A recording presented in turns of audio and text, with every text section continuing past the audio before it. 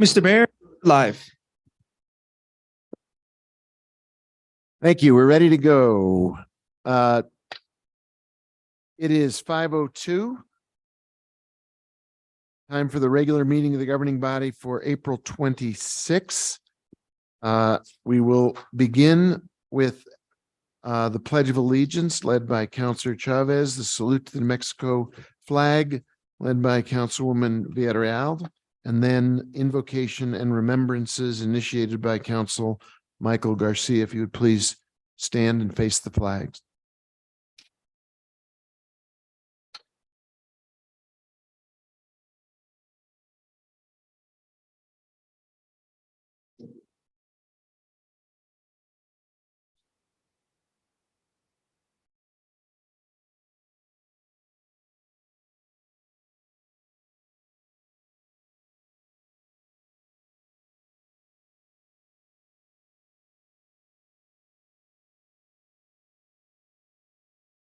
We're not quite done yet. If you'd please stay standing.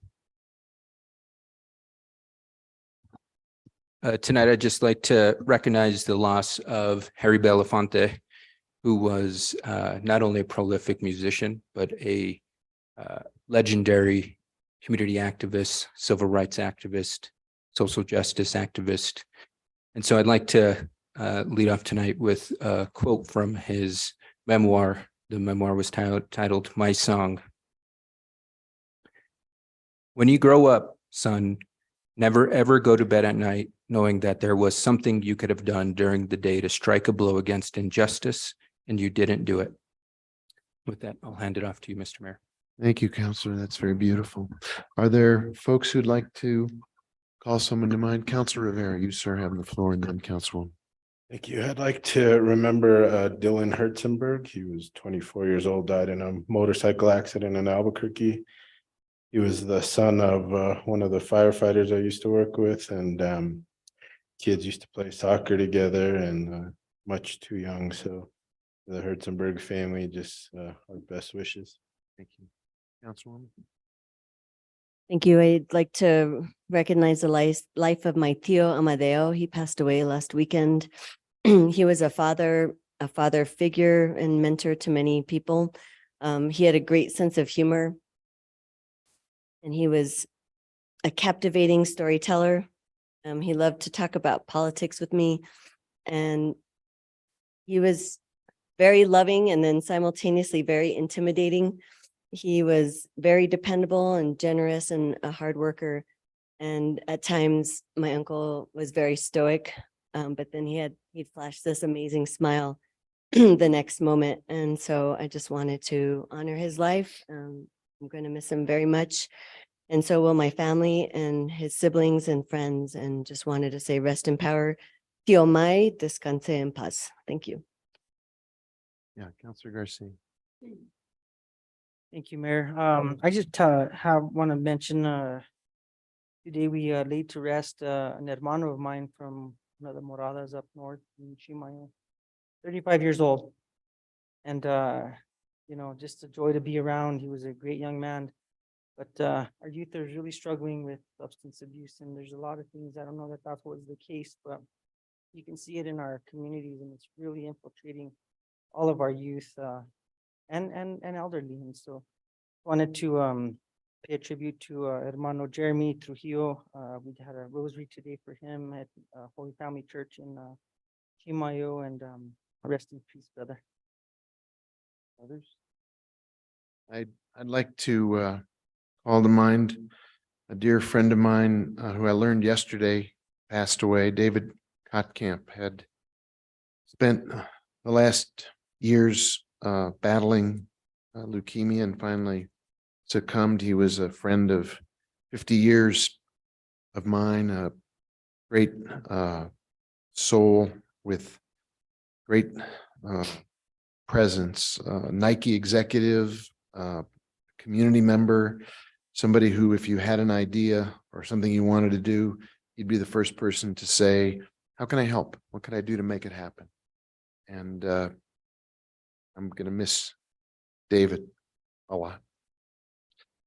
Let's take a minute and think about those we've mentioned, those who are in our community who are struggling, trying to stay healthy, find health, recover their health, people who are looking to make ends meet, people who are in hard times.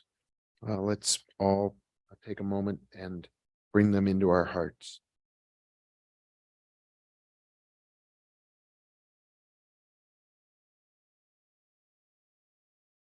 Thanks, everybody.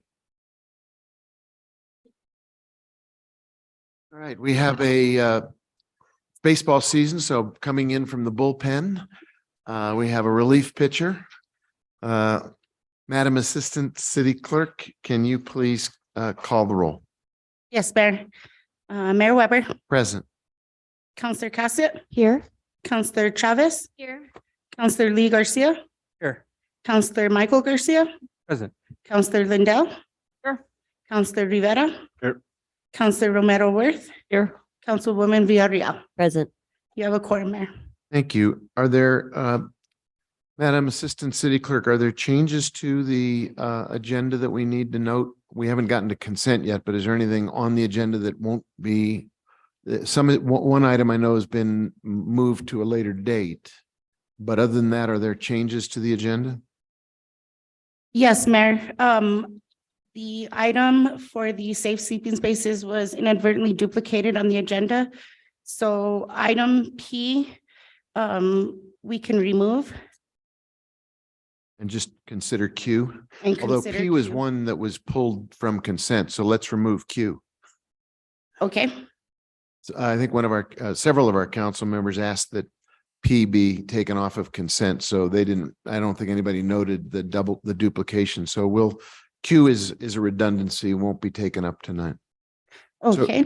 I- And then I'd also like to note, Mayor, that item 10A is postponed to May 31st, 2023 governing body by the sponsors. Thank you. So can I get a motion to approve the agenda as amended? So moved. We have a motion, we have a second. Madam City Clerk, can you call the roll on that for me? Yes, may I ask who second? It was Counselor Lindell. Thank you. Counselor Cassett, Yes. Counselor Chavez, Yes. Counselor Lee Garcia, Yes. Counselor Michael Garcia, Yes. Counselor Lindell, Counselor Rivera, Counselor Romero Worth, Yes. Councilwoman Villarreal, Yes. Mayor Weber. Yes, Motion passed. thank you. And there were, I believe, 2 items removed from the consent agenda, Madam Assistant City Clerk. Yes, that is item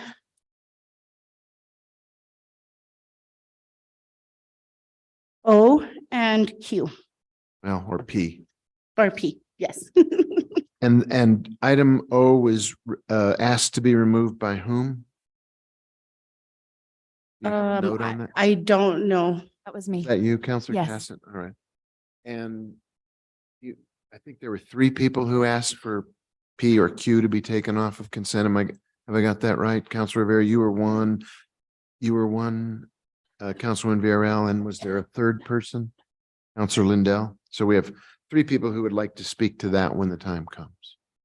So with that said, can we get a motion to approve consent as amended? To approve as amended. Second. Thank you. And Madam Clerk, if you could call the roll on that motion. Yes, Mayor. Counselor Chavez, Yes. Counselor Lee Garcia, Yes. Counselor Michael Garcia, Yes. Counselor Lindell, Yes. Counselor Rivera, Yes. Counselor Romero Worth, Yes. Councilwoman Villarreal, Yes. Mayor Weber, Yes, Counselor Cassett. Yes. Motion is approved.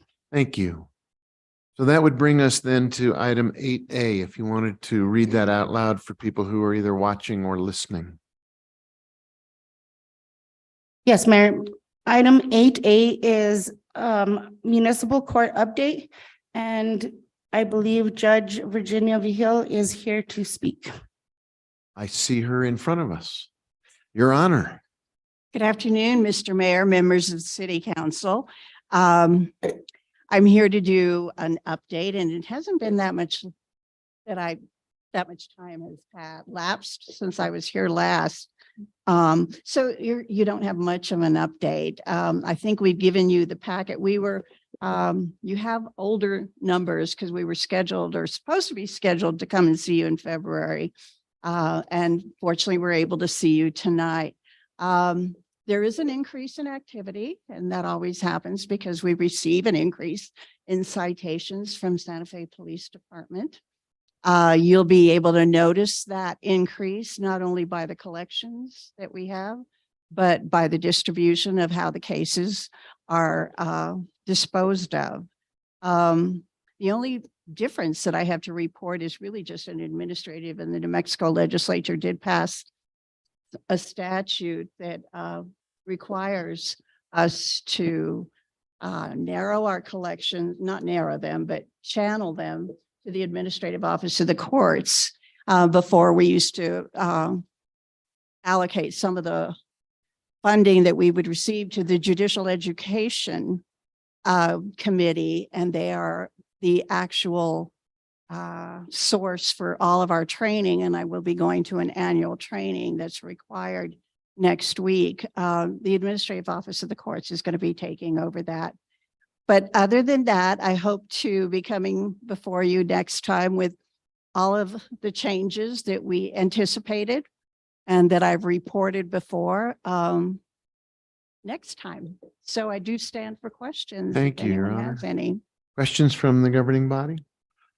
I just want to, first of all, it's nice to see you in our neck of the woods. We come over and visit you for swearing in. Yes. Enjoy that. We just did it this week and got a couple more police officers. So that Yes, was very yes. exciting. One of my favorite activities to participate in. But I wanted to pick up on something you mentioned, Your Honor, which had to do with citations, because I think all of us are concerned about the issue of safe driving in our community. And I asked Chief Joy for some numbers, and I think they're substantiated by your report as well, that between what I got from Chief Joy was that between the 1st of January of 2022 and today, the police have issued roughly 18 red light citations per month. And total citations involving traffic violations to date from that same time period are almost 11,000, almost 725 citations per month involving enforcement of our traffic laws. So I think it's an issue. I think it's a serious issue because we are seeing coming out of COVID, I think there's some pent up desire for people to do road racing and bad traffic manners. And I think it's important, as you swear in our new police officers, it's given us more wherewithal to enforce our traffic laws. And we're seeing citations increase, and that's reflected in your report to us. That's correct, Mr. Mayor. So thank you for bringing that back to us so we can actually look at ways in which we're hoping the enforcement will lead to better behavior on our roads.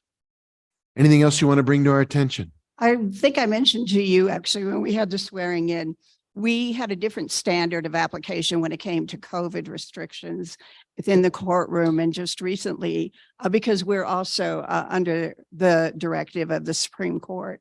And while we were complying with the city of Santa Fe's requirements, the Supreme Court had a little more stringent requirements, and they just lifted some of those. So we are now open to the public, and mask requirements are not a part of our process anymore because we are a public process entity and open to the public. I think it's important that the public know they are welcome to any of the hearings that occur within Santa Fe Municipal Court. Some of them can be very interesting. It is, you are at the grassroots of our community, and people come into your court for justice, and we appreciate that. Yes, we are the port of entry for the judicial system. Any other comments or questions? Thank you for joining us, Your Honor. It's really Thank nice to you. see you. Thank you, Mr. Mayor. Thank you, city councilors. So, Madam Assistant City, I'm going to shorten your job title for tonight. You're City Clerk. So, Madam City Clerk, If you could take us to item 8B, please. Item 8B is the audit update for FY 21, and Director Emily Oster is here to present. Good evening, counselors, and greetings to the Finance Committee members. We had a productive hearing this afternoon. Thank you all for your time, and just want to extend a big thanks to everyone here in the room and everyone on Zoom and on YouTube that have been participating in the budget hearings. It's been a significant time commitment this month, and the committee is doing some really good work, and we're making progress on developing the FY 24 budget. So that's a major accomplishment that finance has been working on a lot this month. On the audit side, we have Carr Riggs Ingram, which is our external auditors, on site this week, and just had a chance to go up and visit with them. They're going to be here tomorrow as well. They're currently still in the sample selection and review phase of the audit. So what that means is for grants, they gave us a list of transactions, which they selected at random from the total population of GL, general ledger activity. And then they asked us to provide the supporting documentation for all of those transactions. So we've done that, and they're currently reviewing that supporting documentation. And this is part of that iterative process that I've been talking about, where we give them something and they review it and they have questions, and then it kind of goes back and forth. So we're looking forward to continuing to work with Carr Riggs Ingram tomorrow. A couple of areas that they're focusing on right now are, as I mentioned, grants, reviewing that sample, pension and AP. They have some follow-up questions that we'll be working through tomorrow.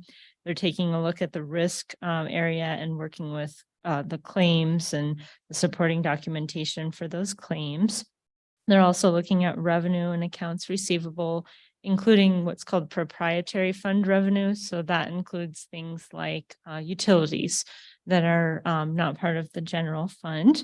And then they're looking at the payroll accrual as well, which has to do with how we account for the year-end payroll. When the pay period crosses the end of the fiscal year, we have to split that out into how much was attributable, in this case, to FY 21, and then how much to FY 22. So they're looking at that accounting. They're also looking at compensated absences, which is accounting speak for paid time off. We have to record a liability for the amount that we owe to employees for paid time off. So they're looking at how we've calculated that and accounted for that. I already mentioned insurance claims. Because they're currently auditing FY 21, they had some questions about the furloughs, and they're taking a look at how that was accounted for and what impacts that had on fiscal year 2021.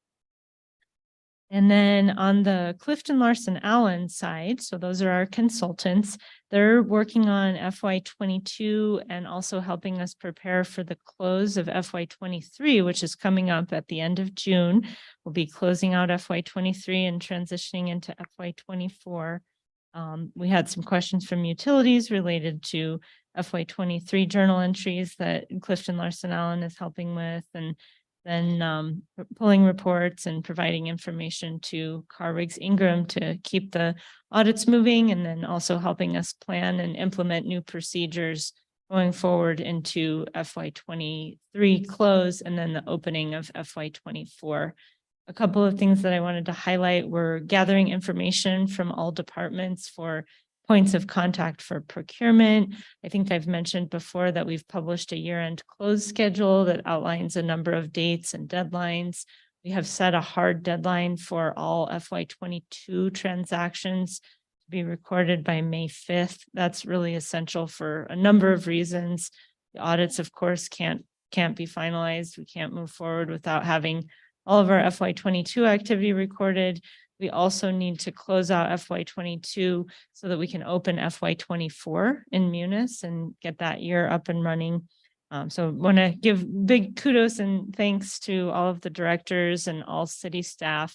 I wanted to highlight that just now when I was just talking with the CRI external auditors, they mentioned to me that everyone has been very responsive, and they say I need this, and the response is always, I'll get it to you. You know, there's no delays, things are moving smoothly, and they've noticed that, and they certainly appreciate that. So we are moving forward with FY 21 and 22, while also dedicating a lot of time and effort right now in finance to the budget process and preparing for the year-end close for FY 23.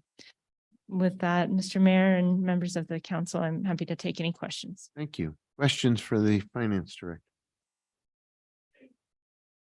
I know you're spending 4 hours a day with this group of talented individuals working through the budget, so I appreciate you taking the time to put together this report tonight on top of all your other duties. It's important, continues to be front of mind, and I compliment you on the progress you're noting for us. So thank you very much. Thank you, Mr. Mayor, and thank you, members of the governing body. Madam Clerk, I think we now move on to the first item that was taken off of the consent agenda, which I believe is item O, as in Oscar.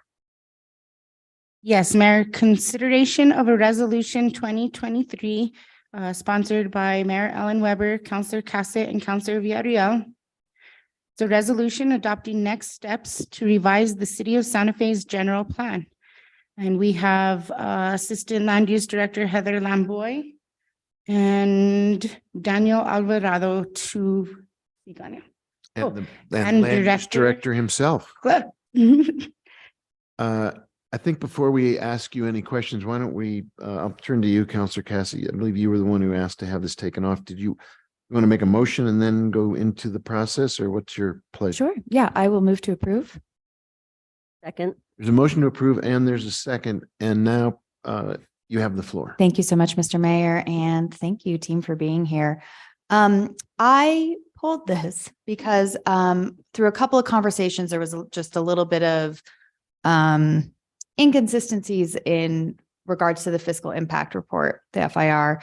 When I am so sorry. My allergies are doing the thing again that they did a couple weeks ago. So when I'm looking at this, my understanding is that this FIR creates a new position, that it creates a strategic planner. We had a conversation about that in a budget hearing, and then some other subsequent conversations that I had offline made it seem like maybe that's not clear. I really want to make sure that we are staffing this project. This is a really big project, long overdue. So I want to be certain that we have the resources within the department. So if somebody could please clarify what this looks like when this position would come online. And again, it's coincidence that we happen to be doing this in budget hearings, but we do not have a new FTE in the land use budget for this. So I was hoping to get some more information. I don't know if Director Oster is still here because some of these may be more relevant for her. I'll stop there. So I don't know, Jason, if you want to take the first bite at the apple? Sure. Thank you, Mayor Weber, Councillor Cassett. So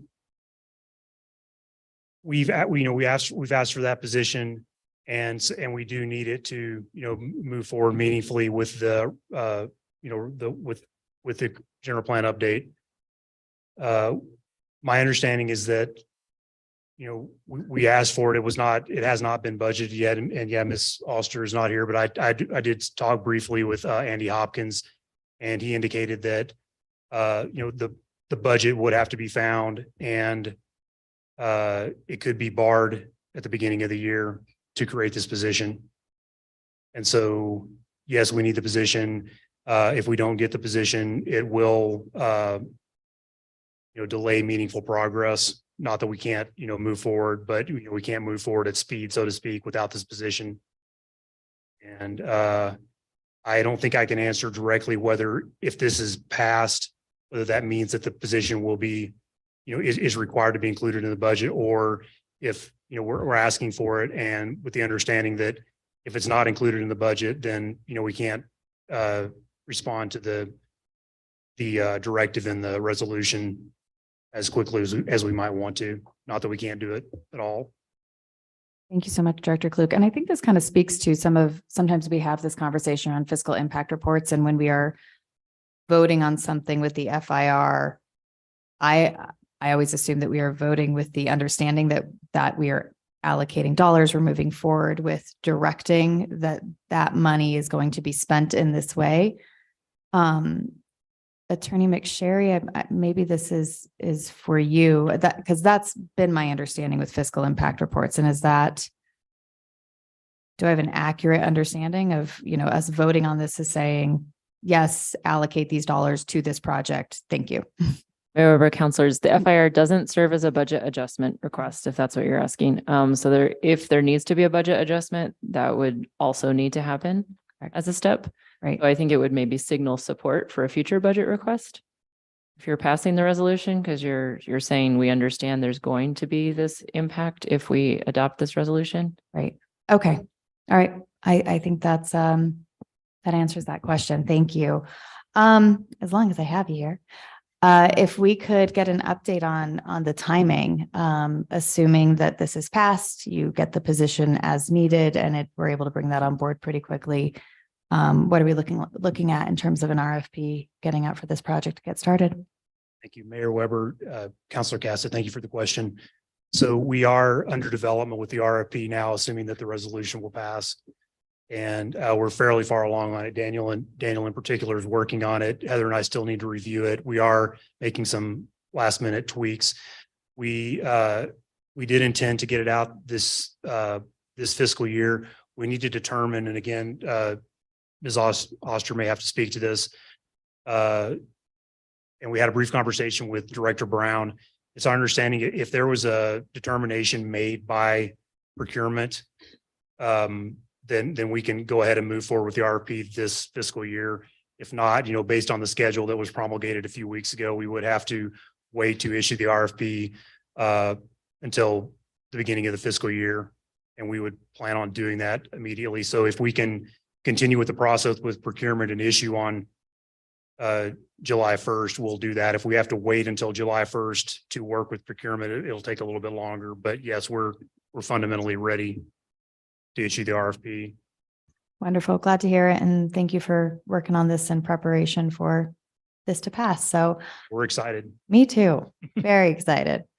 I have no further questions. Thank you so much. Councilwoman. Thank you, Mayor. I had an amendment that didn't make it into the packet. It's very minor. Unfortunately, you're not going to see it, so I'm going to have to tell you what it is, and we'll have to go through the process. If you can go in the resolution, it's on page 3, line 9 and 911 use the word citizens. And I suggested for page 3, line 9, to take out citizens of and replace with community members from. And then same page, line 11, where it says citizens, remove citizens and replace with community. And I sent it to Ms. McSherry in case you all have to see it. Mayor, councilors, I did sign that a little while ago in between 4:30 and 4. I think it might be awaiting your signature. We are now circulating them for counselor signatures to make sure we get them right. There's a signature line on the bottom we hadn't been using previously. So I can check with team and see where it is, but it could be in your inbox. And just to clarify about citizen, and Councilwoman Cassett, it's a co-sponsor. And the reason why I was wanting to change out citizens, it was a reflection of immigration status, and we want to make sure that all people are part of this process, all walks of life. So representation matters, and we should take out the word citizens, and that was what I replaced it with. So if you all need to see it, I don't know the best route. We're probably going to have to table while you sign the paperwork and we get the amendment loaded to the packet. And I didn't know that was a step to sign. Okay, new process. All right. Yeah, I think if we're going to do this by our own procedures, we don't have the amendment in front of us. So yeah, Councilor Garcia. And Mayor, councilors, we don't need to require you to sign to upload it. So if we have it available to upload it and we can just do it, I just think that's maybe where it is and I have seen it and I have signed it. If you want to look for it in your inbox. Mayor Weber, I did just find it in my inbox. I just signed. So I'm going to guess, Councilwoman Villarreal, that it might be in yours, or maybe they were waiting for me to sign first. How would we bring that in front of us? You're gonna put it up on the, we bring it up on the screen? What's the ability? In the Counselor Garcia, is your comment germane to this subtopic? Something else? Okay.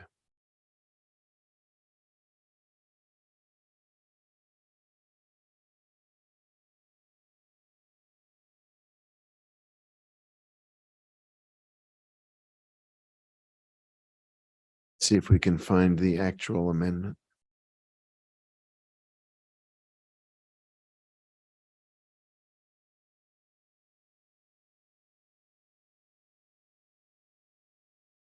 No sign of it.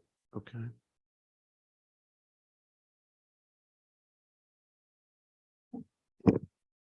And Mayor Weber, counselors, I was just able to sign into my computer, which was another barrier to entry. Alex was helping me. Password had changed. So we can find a way. Geraldine doesn't have a way to project it, so we'll either print it or we'll find a way. We'll send it to you in an email. Thank you. In the meantime, Counselor Garcia, I'm sorry, were you done? Okay, Counselor Garcia. Thank you, Mr. Mayor. I guess a follow-up question from the comments made by one of my colleagues in regards to the position that's being requested that was unfunded through the proposed budget. And I wish Director Oster is here, but if I'm understanding the process correctly, I apologize if a little discombobulated. I don't sit on finance, and trying to follow it through YouTube is sometimes challenging. We are allowing for an amendment process. Am I understanding that correctly to the budget? Correct. So would it be allowable for us to submit an amendment to this budget that would allow for this position to be funded? Madam Chair, Councilor Garcia, if I can interject, as I understand it from Director Oster has left, I think, to go work on the budget. I can summon her back if we think we need her. As I understand it, the position wasn't included in the budget because it hasn't passed yet. And so we want to avoid the practice of planning for things that the governing body may or may not pass. And so as I understand it, I think there are a couple options for how this would be manifested to be budgeted for this year, one of which could be through an amendment process. There's a second option that I understand less about, but I think there's two options that we have, but I'm happy to reach out to Director Oster to see if she can run back. Okay. If I may, Mayor Weber, Councilor Garcia, I just want to note that we definitely, we can move forward without this position until the beginning of the year. I just want to make that clear. We have a little bit of time because we haven't even issued the RFP yet. Great. We definitely need this position for development and implementation of the general plan update, but not until then. Okay, thank you, Director, because that was going to be my follow-up question. If it is more expedient for us to submit the amendment, that way it doesn't delay the position coming on board, because I know sometimes bringing on a new team member can be timely, and especially in an important project like this, we want to bring them on as quick as possible. And so I completely agree, but I think we have a little bit of time. okay, thank you for that question. No other questions, Mr. Mayor? Thank you. Yield the floor. Other comments or questions? We're still looking for the missing amendment. Oh, it's loading. So while we're doing the budget thing, I'm looking at the FIR as well, and I think there is the position, but we also, as you've noted with the RFP, the request for a proposal, there's a large allocation, or there will be a large allocation for outside consulting services, as has been the case with updating Chapter 14, where we're asking for some folks with experience in other places to come aid us and support us. This also, in terms of the update to the general plan, I think it anticipates a very similar partnership with outside consulting assistance to supplement and augment our own team. And I think everybody acknowledges that's quite essential and would have to go forward. Am I fundamentally, while I am putting words in your mouth, I'm doing it quite intentionally. Mayor Weber, yes, thank you. That's correct. So this will be a hybrid effort of both our own resources and then external contracted professional services with folks who may have had experience doing this in here or in other communities as well. As Mayor Weber, that's correct. They will have had experience for us to, accept a proposal from them. Great, thank you. I was just trying to fill time here. Any success? Can we look at this amendment? Oh, I'm sorry, Counselor Garcia, I didn't mean to interrupt you. That's fine. Just a quick question. So in regards to this position, would it be a position to, thank you, Mayor Weber, by the way. Director Klug, is this a position that would be sunsetted at a certain point, or once the update is done, is it a position that may end up transitioning into a staff member for you guys? Kind of know one of the longevity of it. Yeah, Mayor Weber, Counselor Garcia, thank you. That's a great question. So, we would consider a term position if that's all, if that's all that we're, permissible or, available. But we would like this person, to continue on in perpetuity, so to speak, so that we can build the, the planning. It's specifically the long range planning aspect of the, the planning division. And this person, it's going to take a few years to get the general plan updated. We need that person the whole time. And then we also need them to, subsequently follow up and help with the implementation, work with the different divisions in the community to make sure that the goals that we've identified and the policies, the policy framework that we establish is carried forward in a meaningful way. And that person will, be the main shepherd of that process. Thank you. That's all I needed.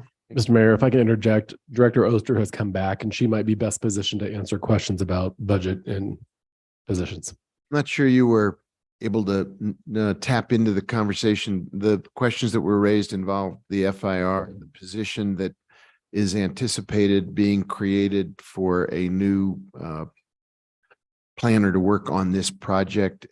How that would, when and how that would happen. It's noted that it is not currently budgeted in the document that's in front of the Finance Committee at the moment.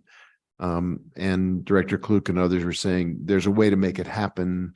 I think they were looking for the finance director to speak to that. Certainly, Mr. Mayor and members of the governing body. So the way that we do this with FIRs and with legislation is we estimate the costs in the fiscal impact report when the legislation is proposed. And then if it's ultimately passed, then we fund the actions identified in the FIR. So this would be the same as that normal process. And likely, I think we would do a bar. So, there are other costs in addition to the personnel costs included in this FIR that would also need to be addressed. But I think my short answer is we would follow the normal process that we take with legislation, which is to address the funding needs of the legislation after it's been enacted. Other questions? Yeah, go ahead, Councilor. To that point of the other costs primarily are the contracts. We have line items in the budget for that currently with the budget that we are considering, as that seems to be a continuation of some dollars that we allocated last year. Am I remembering that correctly? And if we don't have it right on board now, that's fine. We'll be in budget hearings again tomorrow. Mayor Weber, Counselor Cassett. So for better or worse, this FIR predates the FY24 budget process. So for FY 2023, we had $150,000, which we have not spent just because, we haven't initiated the contract yet. For FY24, we had $250,000 slated. We currently have, as you may recall from the budget hearings, we have $319,584 in the currently allocated in the budget. We can't put our finger on it exactly, but just with conversations we've had it with the planners that could do a project like this, the budget for phase 1 of the general plan implementation or update will, it could be between $200,000 and $400,000. So we're in the ballpark, so to speak. And then, yes, we will, for subsequent phases, we will need to request more funding in the subsequent years. For FY25, we have it at 150. That may be somewhat arbitrary. Okay, wonderful. Thank you. I appreciate that. Again, just want to make sure that everything's in place so we're ready to go as soon as possible. Thank you. Great, thanks. Could we take a look at the language for the, this amendment, please? Is there a way to do that? Mayor Weber, councilors, if you refresh your screen on PrimeGov, it should be available. Ah, even better.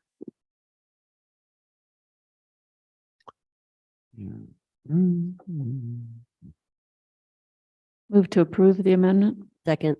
Yeah, there's a motion to approve the amendment. Is there discussion? Madam Clerk, can you call the roll on the motion to amend the main motion? Yes. Counselor Lee Garcia, Yes. Counselor Michael Garcia, Yes. Counselor Lindell, Yes. Counselor Rivera, Yes. Counselor Romero Worth, Yes. Councilwoman Villarreal, Yes. Mayor Weber, Yes. Counselor Cassett, Yes. Counselor Chavez. Yes. Motion pass. Thank you. So we have a main motion as amended. Is there more discussion about the main motion as amended? I think we're ready to call the roll on the main motion as amended, please. As agended or A amended. new verb. Counselor Michael Garcia, Yes. Counselor Lindell, Yes. Counselor Rivera, Yes. Counselor Romero Worth, Yes. Councilwoman Villarreal, Yes. Mayor Weber, Yes. Counselor Cassett, Yes. Counselor Chavez, Yes. Counselor Lee Garcia. Yes. Main motion pass. Thank you. Thank you very much, all of you. Appreciate it. Now, if we could go to the other item that was taken off of consent, please, and you could read that for everybody who is watching or listening or here with us in the room. Yes, so that is consideration of resolution sponsored by Counselor Villarreal, Counselor Cassett, and Mayor Weber.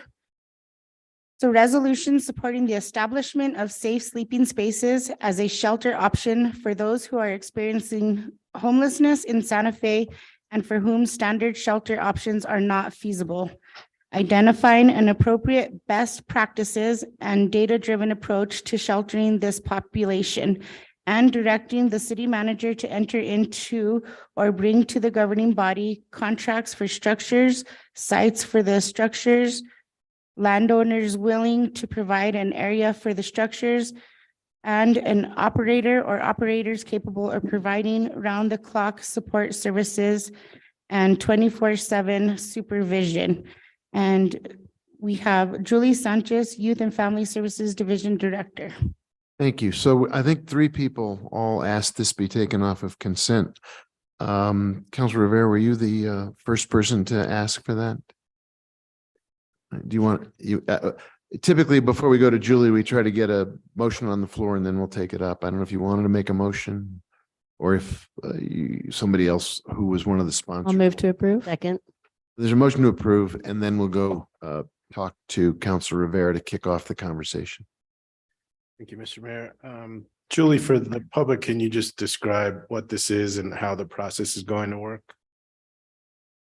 Absolutely, Mr. Mayor, Councilor Rivera, that's a great question.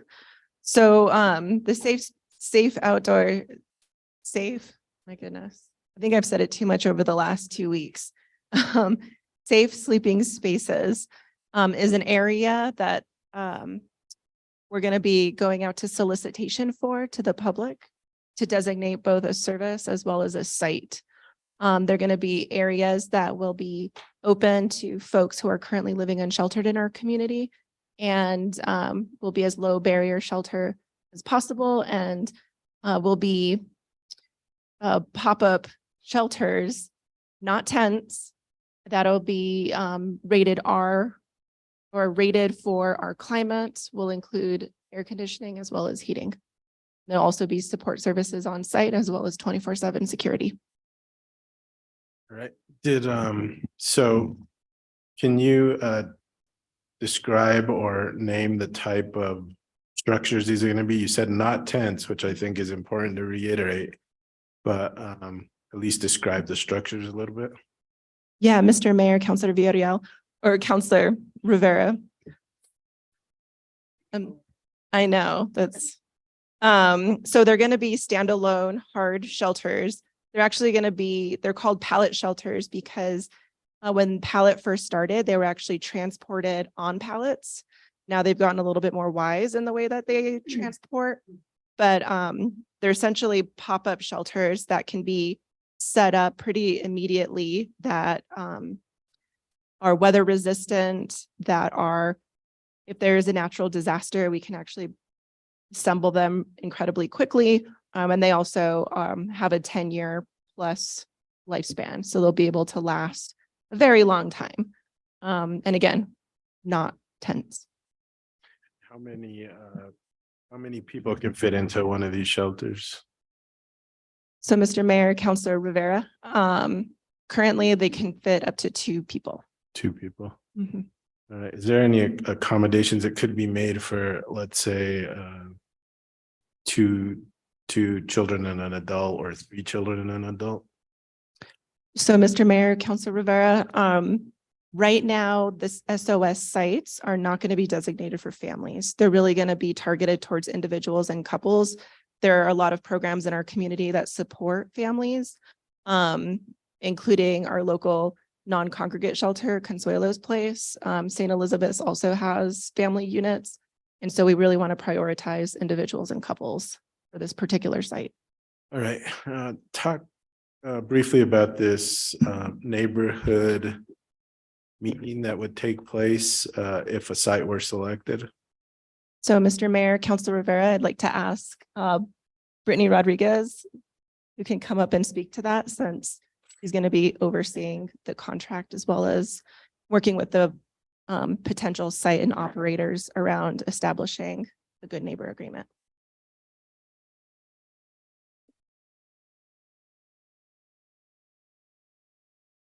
Mr. Mayor, Councilor Rivera, my name is Brittany Rodriguez. I'm a program manager within the Youth and Family Services Division. The Good Neighbor Agreement is a requirement of the safe outdoor space should a site be selected. It is a good faith agreement between the neighbors of the surrounding community of the safe outdoor space. It's an opportunity for neighbors and for providers to come together in one space and be collaborative and kind of determining what the parameters are, what the rules are, be able to create a means of communicating any type of concerns, questions, accolades. So for a community to be collaborative in being able to understand that space. All right, what if during this process, the neighbors really don't want it in their area? In that process, if the neighbors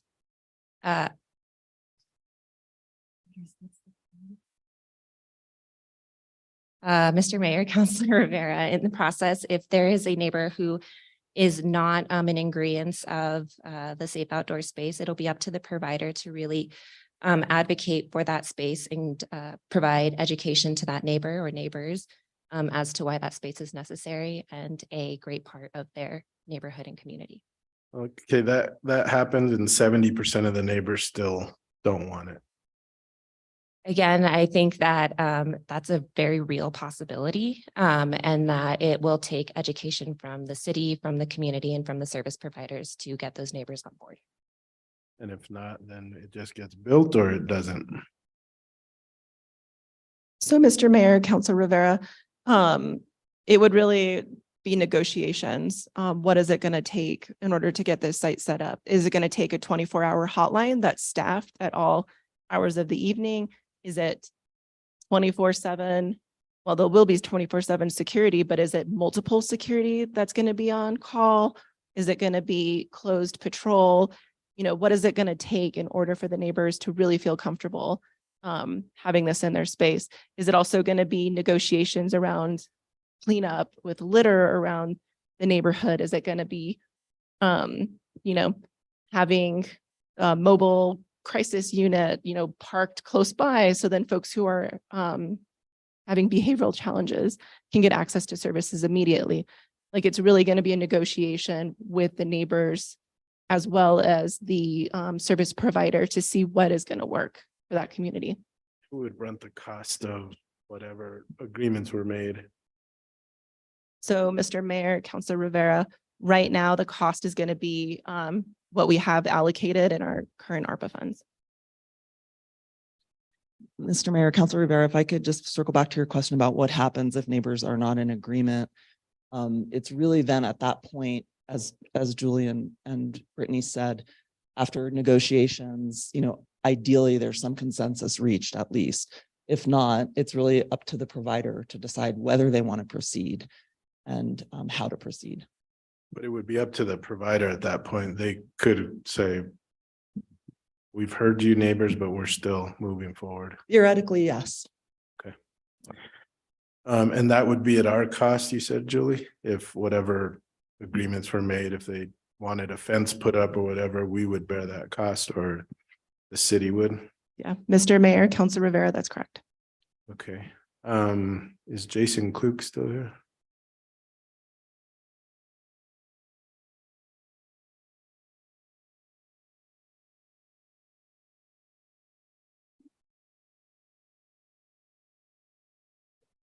So from planning and land use perspective, are there any issues on your side with this? Mayor Weber, Councilor Rivera, I can talk to you about the process that we've determined unless you have a more specific question. No, go ahead and talk about the Thank you. process. So I've just got my notes here, so I'll reference those. So we're determining these as temporary sleeping cabins or pallet shelters. Temporary sleeping cabins is a little bit more, understandable. And this would be a new use. So it doesn't fit squarely within the code, within the land development code as a use right now, but it is allowable within the development code. So as far as zoning, I'll talk about zoning first and then building permitting. So as far as zoning goes, the operator or the owner would have to be a religious or charitable institution that is, and they would have to fall under the institutional use category within the land development code with their current use, and or have something in their charter that allows for indigent or custodial care. So with that as the basis for the owner applicant or respondent to the RFP, I should say, these pallet shelters would be allowed as a residential accessory use by right. So the pallet shelters themselves will be an accessory use to the primary use, which would be the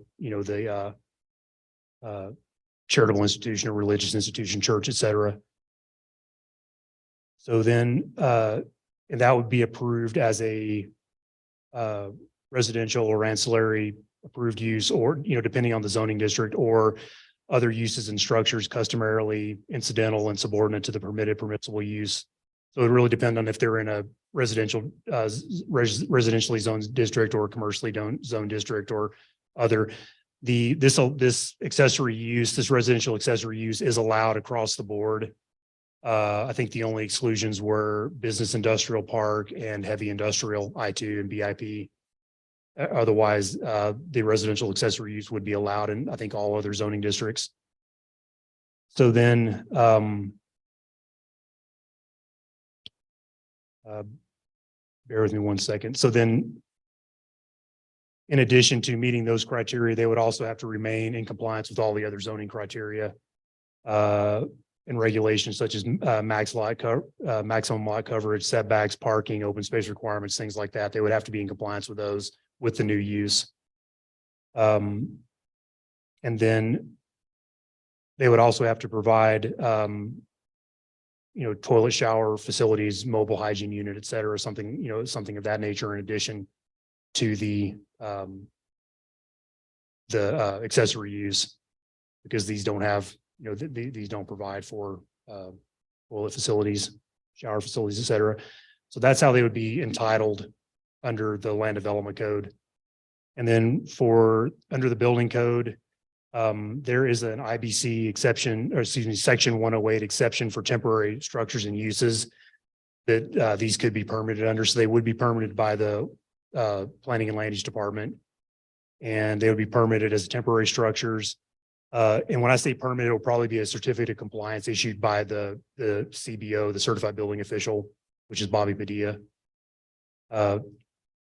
Once his crew and himself have inspected the facilities and, to make sure that they're code compliant and, everything is good for life safety. So they would go through a permitting process, but it would really be a certificate of compliance process, which is similar. So it'd be reviewed just like a building permit, but there wouldn't be a building permit, issued at the end. And so that temporary structures and uses provision allows for an establishment of that use for 180 days. And then it can be renewed subsequently. And it can also be, it can be extended, and it can also be terminated at any time that the CBO deems that necessary. And it can be, it can be done at their discretion. So that, I think that gives a little bit of protection to this process since it's new. Also under that provision, temporary power is allowed.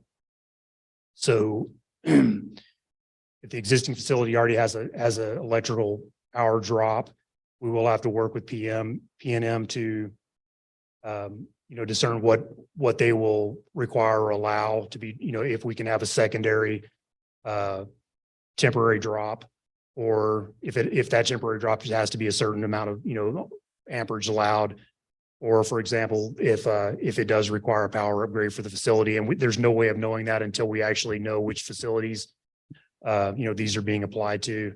And then we'd have to work with PNM to figure out the details. So that is a little bit of an unknown, but I think it's not insurmountable. And then just one more thing. So the use classification for these structures would be I4. This is the one that Bobby wants to use, which is institutional category 4, which is basically a daycare. But if you read the language of I4, it actually allows specifically for this kind of use. So it would be custodial care of more than 5 persons, more of 5 persons for fewer than 24 hours. And part of the primary occupancy, if within a church. And then, I already talked about the building permit requirements. So, it would be reviewed as a regular building permit by plans examiner, fire department, et cetera, zoning, whatever routing this would traditionally need for a building permit. And I think that's all I've got for now. All right, so you said it could be renewed 180 days. It could just continue definitely, the renewal process? Theoretically, yes. Why wouldn't we require an ENN for these structures or this type of unit to be put up? Mayor Weber, Councilor Rivera, did you ask why we wouldn't require an ENN? Because it's not required by code. This would be allowed by right under building permit. All right. We could conduct an ENN. It's just not required. Definitely, request it. All right, Ms. Rodriguez. So under the normal ENN process, I think, Jason, is it 300 feet, 300 yards from the property line, or? Mayor Weber, Councilor Rivera, that's correct. So what would, Ms. Rodriguez, what would we do through this neighborhood process to really make sure we're reaching as many people as we can that would be affected, I guess? So, Mr. Mayor, Councilor Rivera, it's about 1,200 feet is what we're requiring for the Good Neighbor Agreement. 1,200 feet. Okay.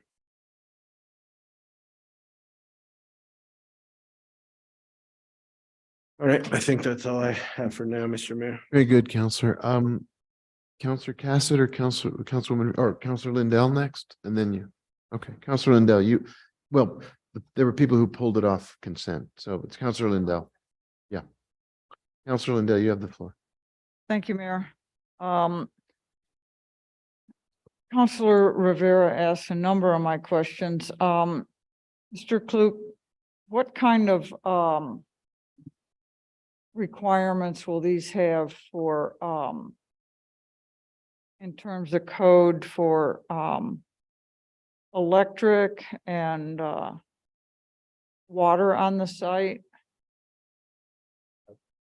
However, Councilor Lindell, that may be a better question for Kyle, but I can speak to maybe I can speak to it, and I may need his backup. So the electrical requirements for each one of these units is 20 amps. They do have heating and cooling and, lighting and, life safety measures like smoke detectors. They do not have wet utilities. So 20 amps, does each unit have to have an electrical hookup, an electric panel? What, I don't, Mayor Weber, Counselor Lindell. So each unit does have an electrical panel inside the unit. I think it is secured. So that, it can't be accessed by somebody unless they, are qualified to access that. But yes, each unit does have its own panel, which will be fed by a main panel. so electric has to be wired to each unit.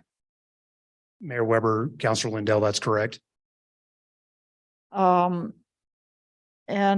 I'm assuming that the city would be paying for that.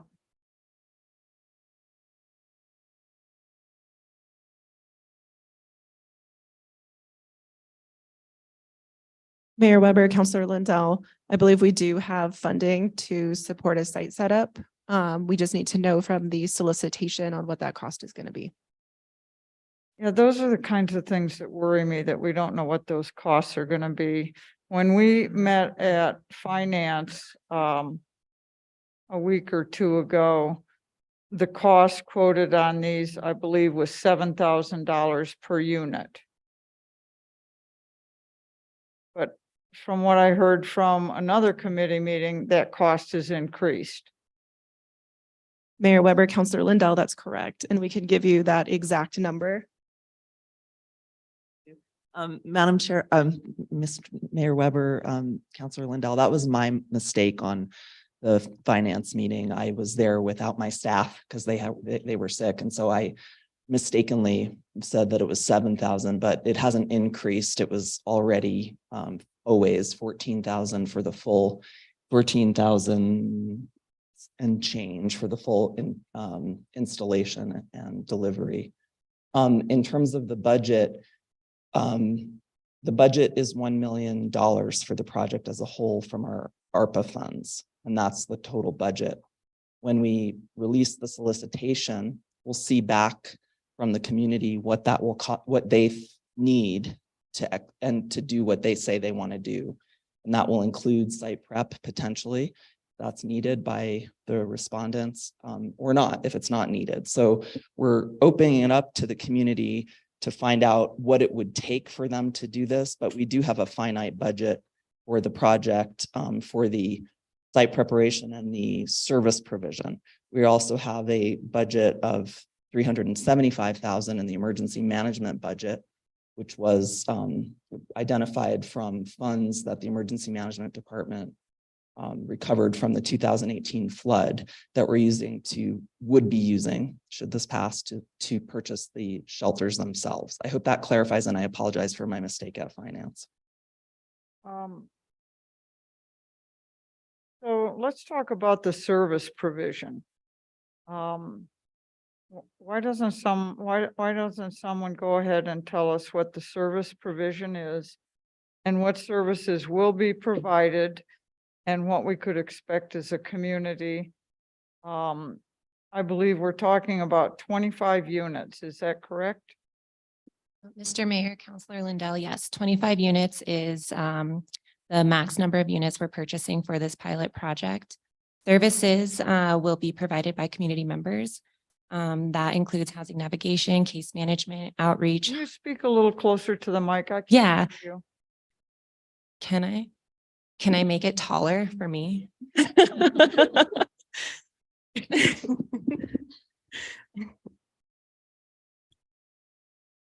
Julie. Mr. Mayor, Counselor Lindell, services at the site will be provided by a local community provider. Services include case management, housing navigation, outreach, harm reduction. We are going to require 1 meal be provided a day and for 24/7 security to be provided to the site.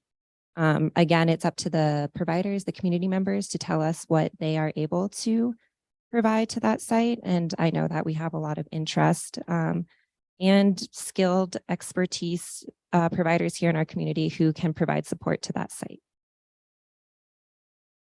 So we do have a lot of interest. We do. Okay, do these providers come with, I mean, what do they come, I don't have any idea what we're asking of the providers, what those contracts would look like. Have those been prepared? Contracts have not been prepared. Oh, Mr. Mayor, Counselor Lindell, contracts have not been prepared. We have our scope of work for our solicitation, which will go out to the community. And again, we are asking providers to respond to us what they're able to provide and what they would like to provide. Okay, so they need to be a religious or organization or a charitable organization? Are some of these for-profit? So, Mr. Mayor, Counselor Lindell, the religious organization is more around the site itself. So should the resolution pass, the solicitation is actually going to be, there's going to be a section for the site, and then there's going to be a section for the service providing. So the service provider could be a for-profit?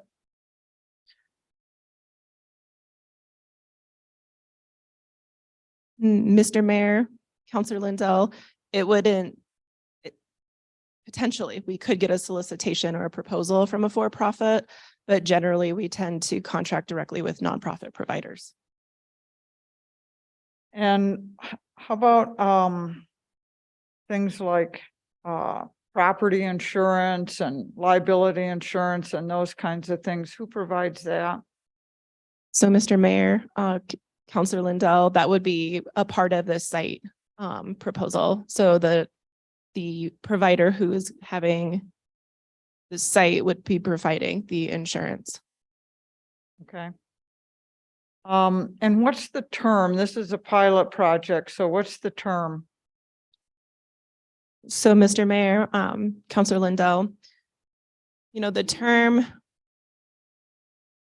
we would like to see at least, 2 to 3 years to really. We only have notice. funding for 1 year.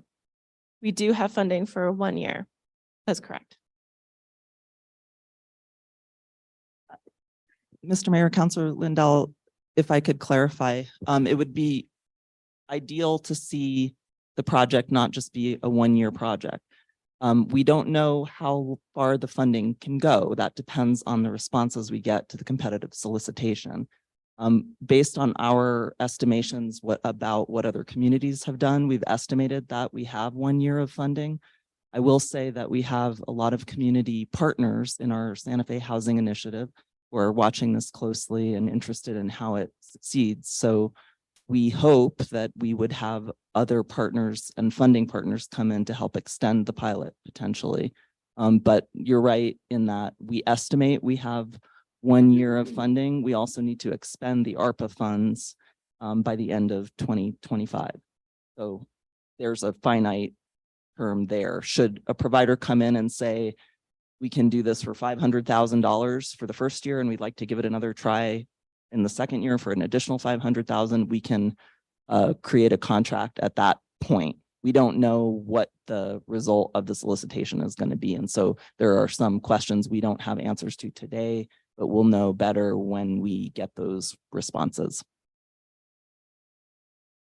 Do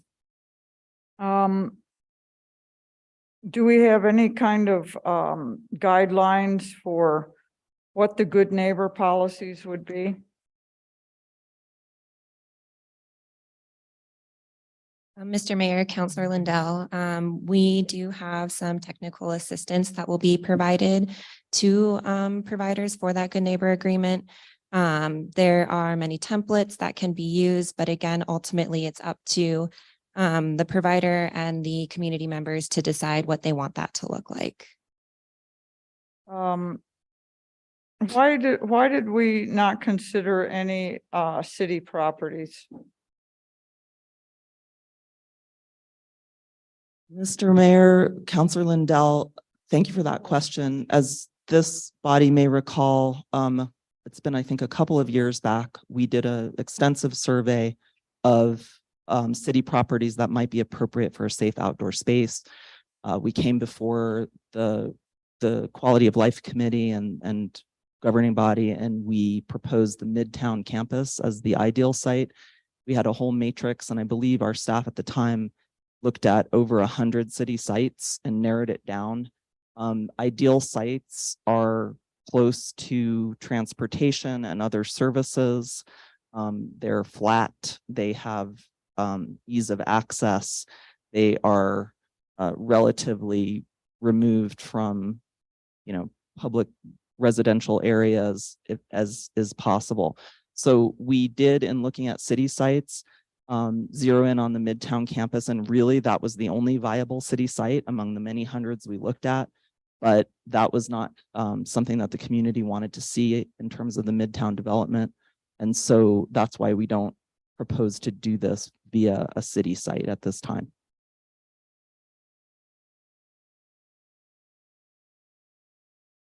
Well,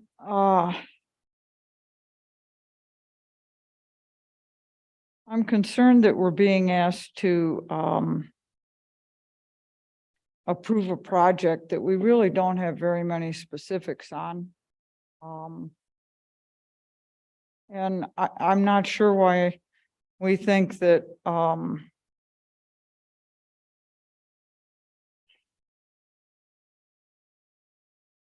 religious and charitable organizations would have sites that would be more acceptable to folks than the 100 city sites that we looked at. I don't know, why do we think that that would happen? Mr. Mayor, Councilor Lindell, when we began this project, many service providers stepped forward to express their support for doing a safe outdoor space because, there are many clients that are unable to be served currently in our city. At that time, the Santa Fe Housing Initiative was also contracting with a group called Luz del Sol and Project Moxie. Actually, they're present tonight in tonight's audience and might be able to speak to that question better than I, around the sort of groundswelling of support that came up from faith-based organizations that felt that this was mission aligned. In terms of the question about how the neighbors of faith-based organizations will feel, absolutely, there's a barrier, there's a potential obstacle. The Good Neighbor Agreement seeks to address that. We're encouraged by what we've seen in neighboring communities in Las Cruces, where they have a longstanding safe outdoor space. Neighbors, businesses around the safe outdoor space report that they're very happy this site is there, that they see a reduction in loitering and vagrancy and in the difficulties that arise from unsheltered homeless people not having a place to be. That is also true in Colorado, where several groups went up to make site visits to safe outdoor spaces, where they're seeing that neighbors are pleased at the results of having a safe outdoor space. And they're seeing it as a relief from some of the stressors that they are experiencing by not having a place for people to go in their neighborhoods. So in that sense, I think it's a pilot project because we need to make sure it would work. There needs to be stopgaps all along the way. And, it's not something that honestly everyone is, although I think we have all received some communications from constituents and from residents who say, I would want one in my neighborhood. So, sometimes people do want it, but it is something that it requires education. It requires constant communication and is a pilot to see if it can work because of the extreme stress that our community as a whole is under, because we don't have a solution yet for these folks that won't stay in the shelters or can't stay in the shelters. And the stress on our public safety systems, on our business owners is extreme. So that is the rationale behind looking into this model, which other communities have tried and found to be successful. So do we have a goal of how many of the units we would like to have clustered in one location?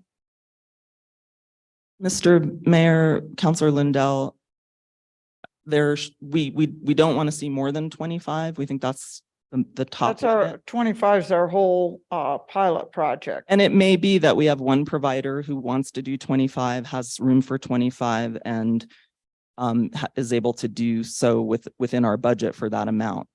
But we also have people that have expressed, or I shouldn't say people, but organizations that have expressed interest in doing smaller scale projects. So theoretically, you could have 5 sites with 5 pallet shelters on them. There are economies of scale, of course, in providing top-notch wraparound services and security. So we'll see what we get back.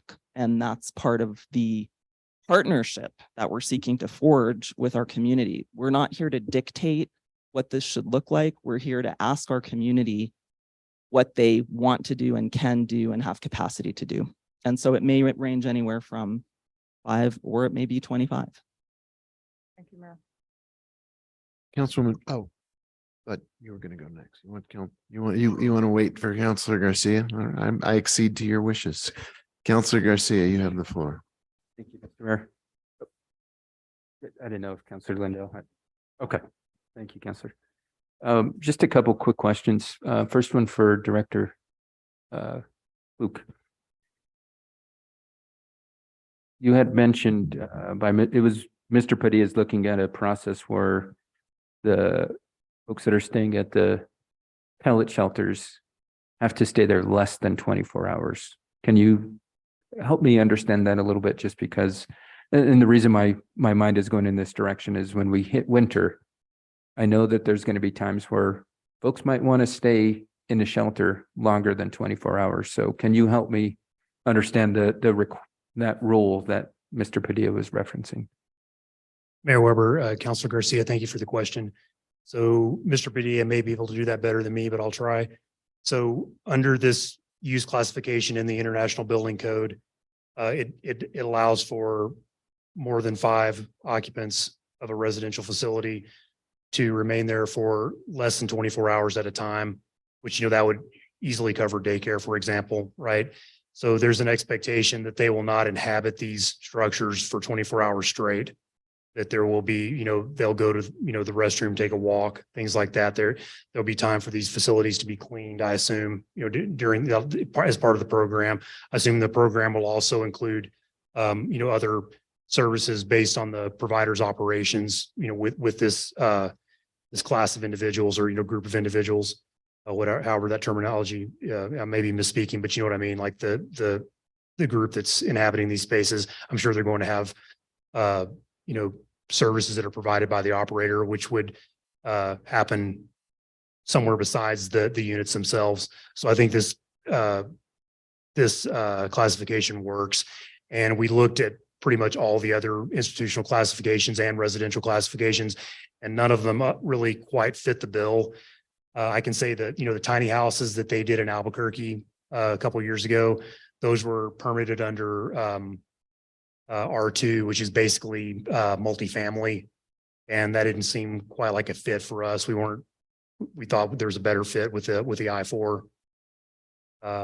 Does that answer your question? It does. And I guess my concern was revolving in it. I think you covered it, that bio breaks and recreation breaks would kind of be considered. They're leaving the structure and the clock would start again. So, because again, I think my mind, I look at, my mind goes to when I was on disaster recovery in the FEMA camps, right? You have everything there at that campsite and you don't necessarily have to leave, whether it's hygiene, food, whatever.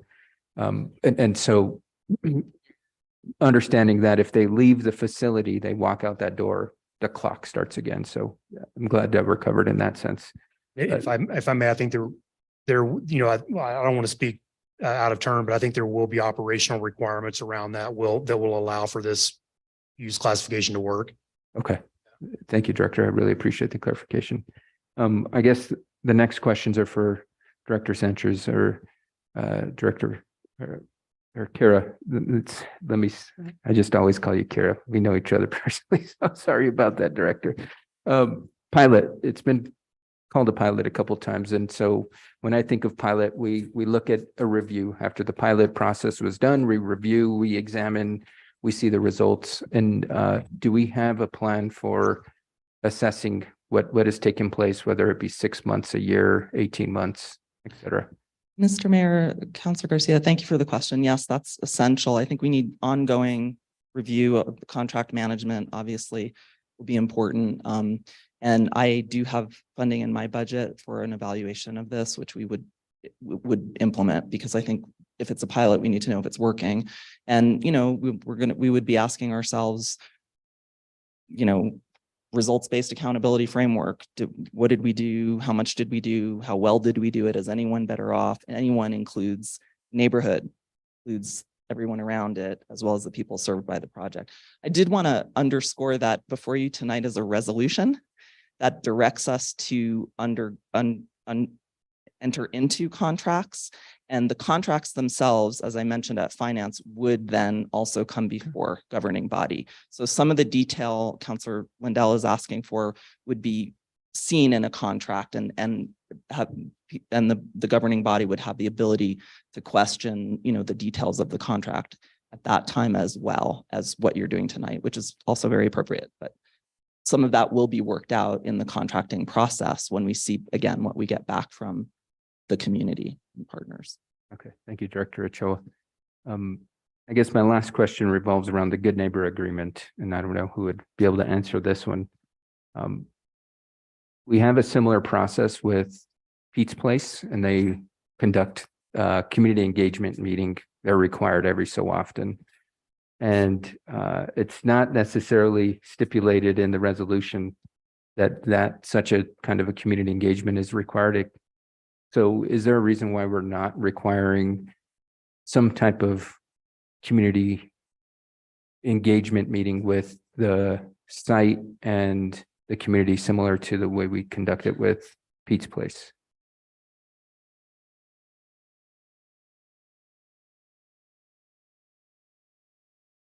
Mr. Mayor, Councilor Garcia, thank you for that question. In with that Good Neighbor Agreement, there is going to be the expectation from contract management that the service providers and the site provider do meet monthly with the neighborhood. And again, within the evaluation process, seeing if that is something that is, if that's enough, if it's not enough, if we can move to biannual, if we can do that. But again, just kind of gauging what the community wants. And I think starting monthly with those conversations is a good place to start. Okay, thank you. I appreciate that. I guess I just want to say this is a great opportunity for us. So thank you for bringing this, staff and the counselors that sponsored this. And Mr. Mayor, I think, you know, as a community, we have the responsibility to support those that are most in need. As explained by staff earlier, the drain on resources is astronomical. And I think we can spend a whole week discussing how we combat that. But I think what's before us is looking at how we can provide safe spaces for folks that are dire in need. I think we've learned through presentations, whether it be at the committee process or to the council, that there are instances where individuals are, you know, they're living without a home because they might have just got laid off. Their check didn't come through. People are in this day and age living by a shoestring, and little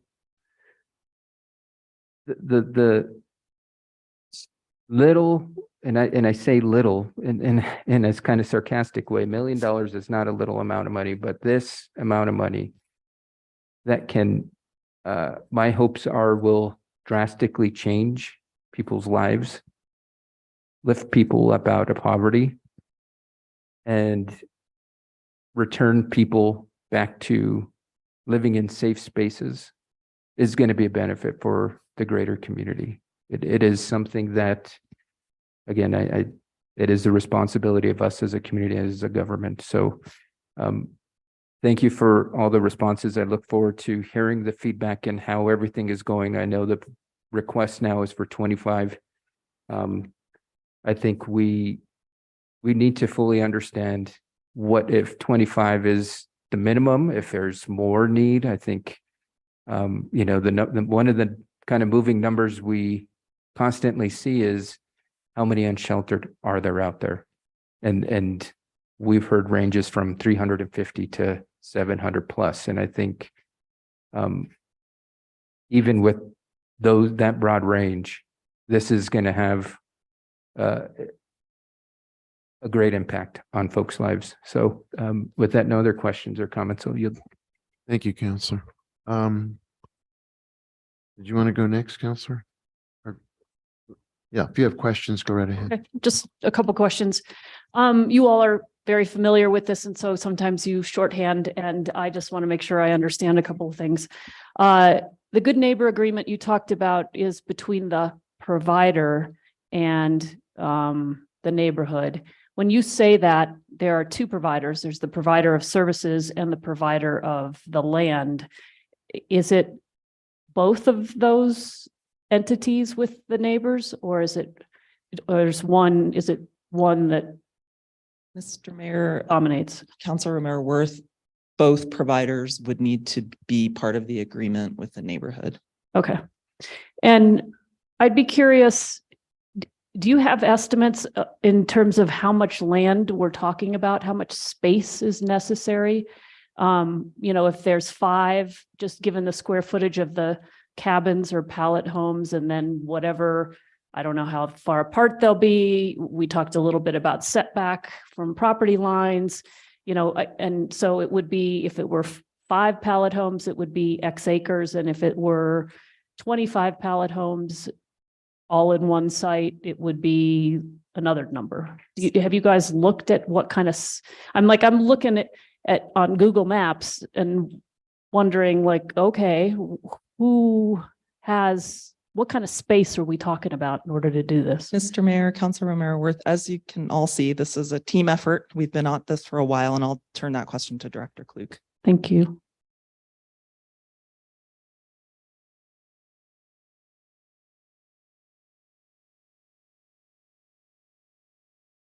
Apologize. Mayor, Councilor Romero Worth, I think that Kyle may need to answer part of this question, but I can verify that to allow these by fire code, they will need a 10-foot separation around the structure. So that will have to be accounted for in the square footage or acreage. And that will allow us, amongst other measures, to not require sprinklers, which would be, prohibitively expensive. Mayor Weber, Councilor Romero Worth. What Jason said is correct. The units themselves are approximately 8 feet by 8 feet. So at a 10-foot buffer on all 4 sides. And, that's the approximate footprint that each unit plus the fire marshal easement would have. And so have you mapped this out? Like, what kind of space do you need? An acre, half an acre, quarter of an acre? I mean, I know it's highly dependent on how many homes, or how many cabins or pallets. Councilor Romero Worth, it's been a while, but we have looked at it a little bit when we were doing the zoning analysis. And I think for 25 units, it's roughly 5,000 square feet, approximately 5,000 square feet. Don't quote me on that. I know you are, but it's the press and the audience that you have to worry about. Okay, well, maybe you can get back to me about that, because I would be curious how much space we're talking about. A provider needing a provider of land. Mayor Weber, Councilor Romero Worth, I think it will also be dependent on the configuration that's allowed on the site, right? Because they may not be in a square format, correct? Yeah, they may be dispersed. Okay, interesting. And then I think this is back to Kira and her staff and folks who will be hands-on with this. So as I understand this, these are not only, well, the people who will benefit from these pallets or cabins, these are limited time stays or short-term stays. They're not, this is a way of bringing people who wouldn't otherwise be in want to be in a congregate shelter getting them shelter, but as a result, with the wraparound services, kind of getting them stabilized so that they might be able to move along in the housing spectrum in some way. Mr. Mayor, Councilor Romero Worth, that's correct. These are definitely a step up from tents, but they're not designed for long-term human habitation. Right. And the provider, again, or the providers will have policies related to how long people can stay, and our staff will review them, you know, in collaboration. I think different providers handle that differently currently. And they attempt as much as possible to do it on a case-by-case basis. If you're working with somebody that's, you know, a month away from being housed when their voucher comes through, or usually it's the other way around. But anyway, you don't just arbitrarily say, okay, well, we've reached your 90-day stay and you're out. So there has to be a bit of a tailored response is what I anticipate. But yes, they're not designed for long-term human. Right. So we're not talking about housing 25 people or 20, or, you know, if you're counting one person per pallet or cabin.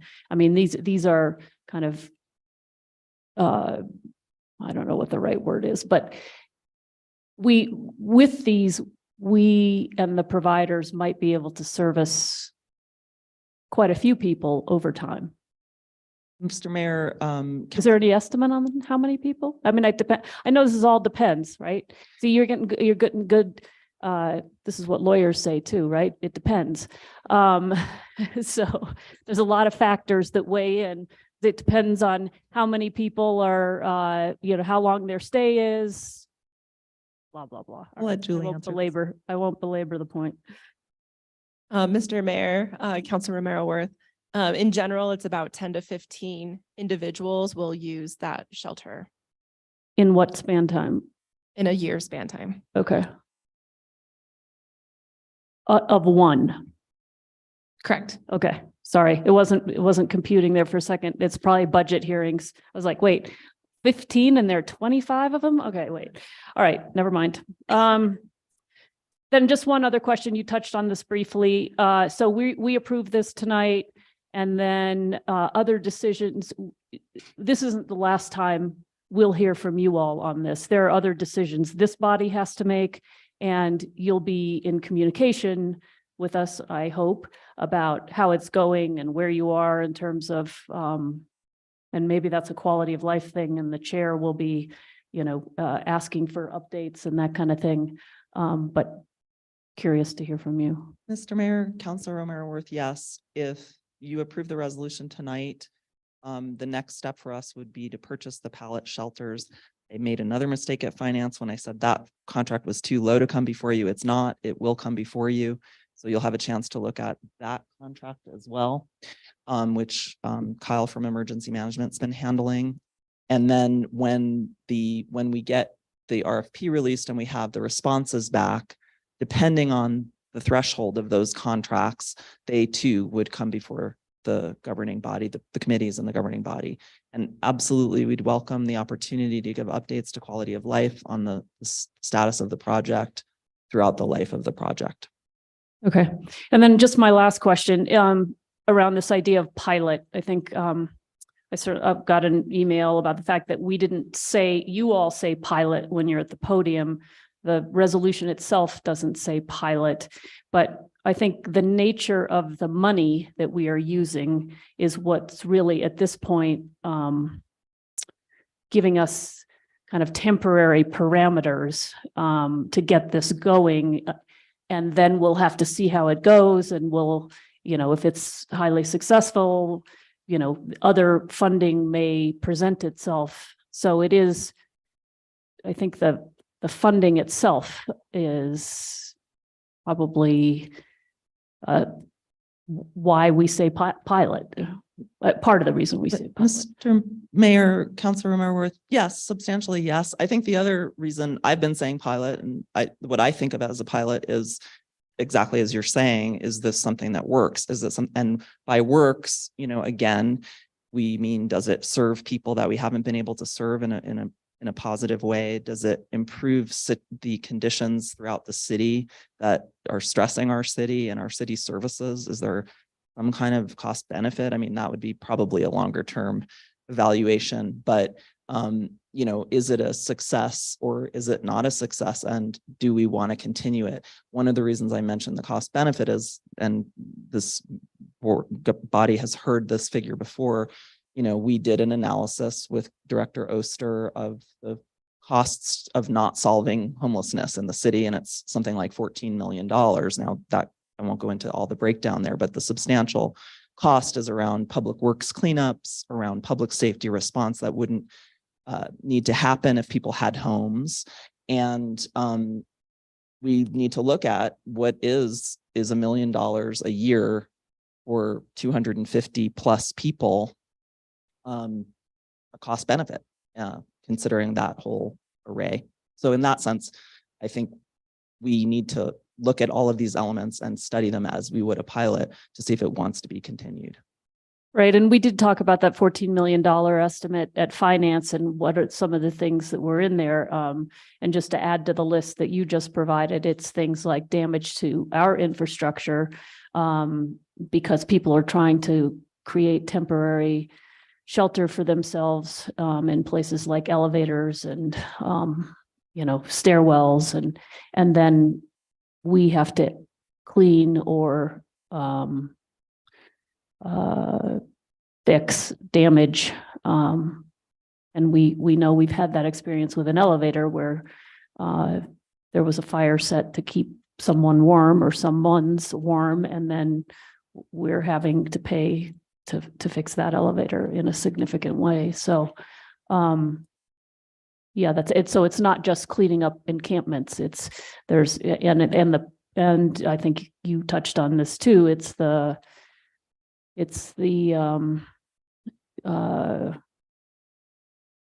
response of our first responders to the health and behavioral issues that arise when these folks are on the street having episodes and needing assistance. So, all right, that's all I have. Thank you, Mayor.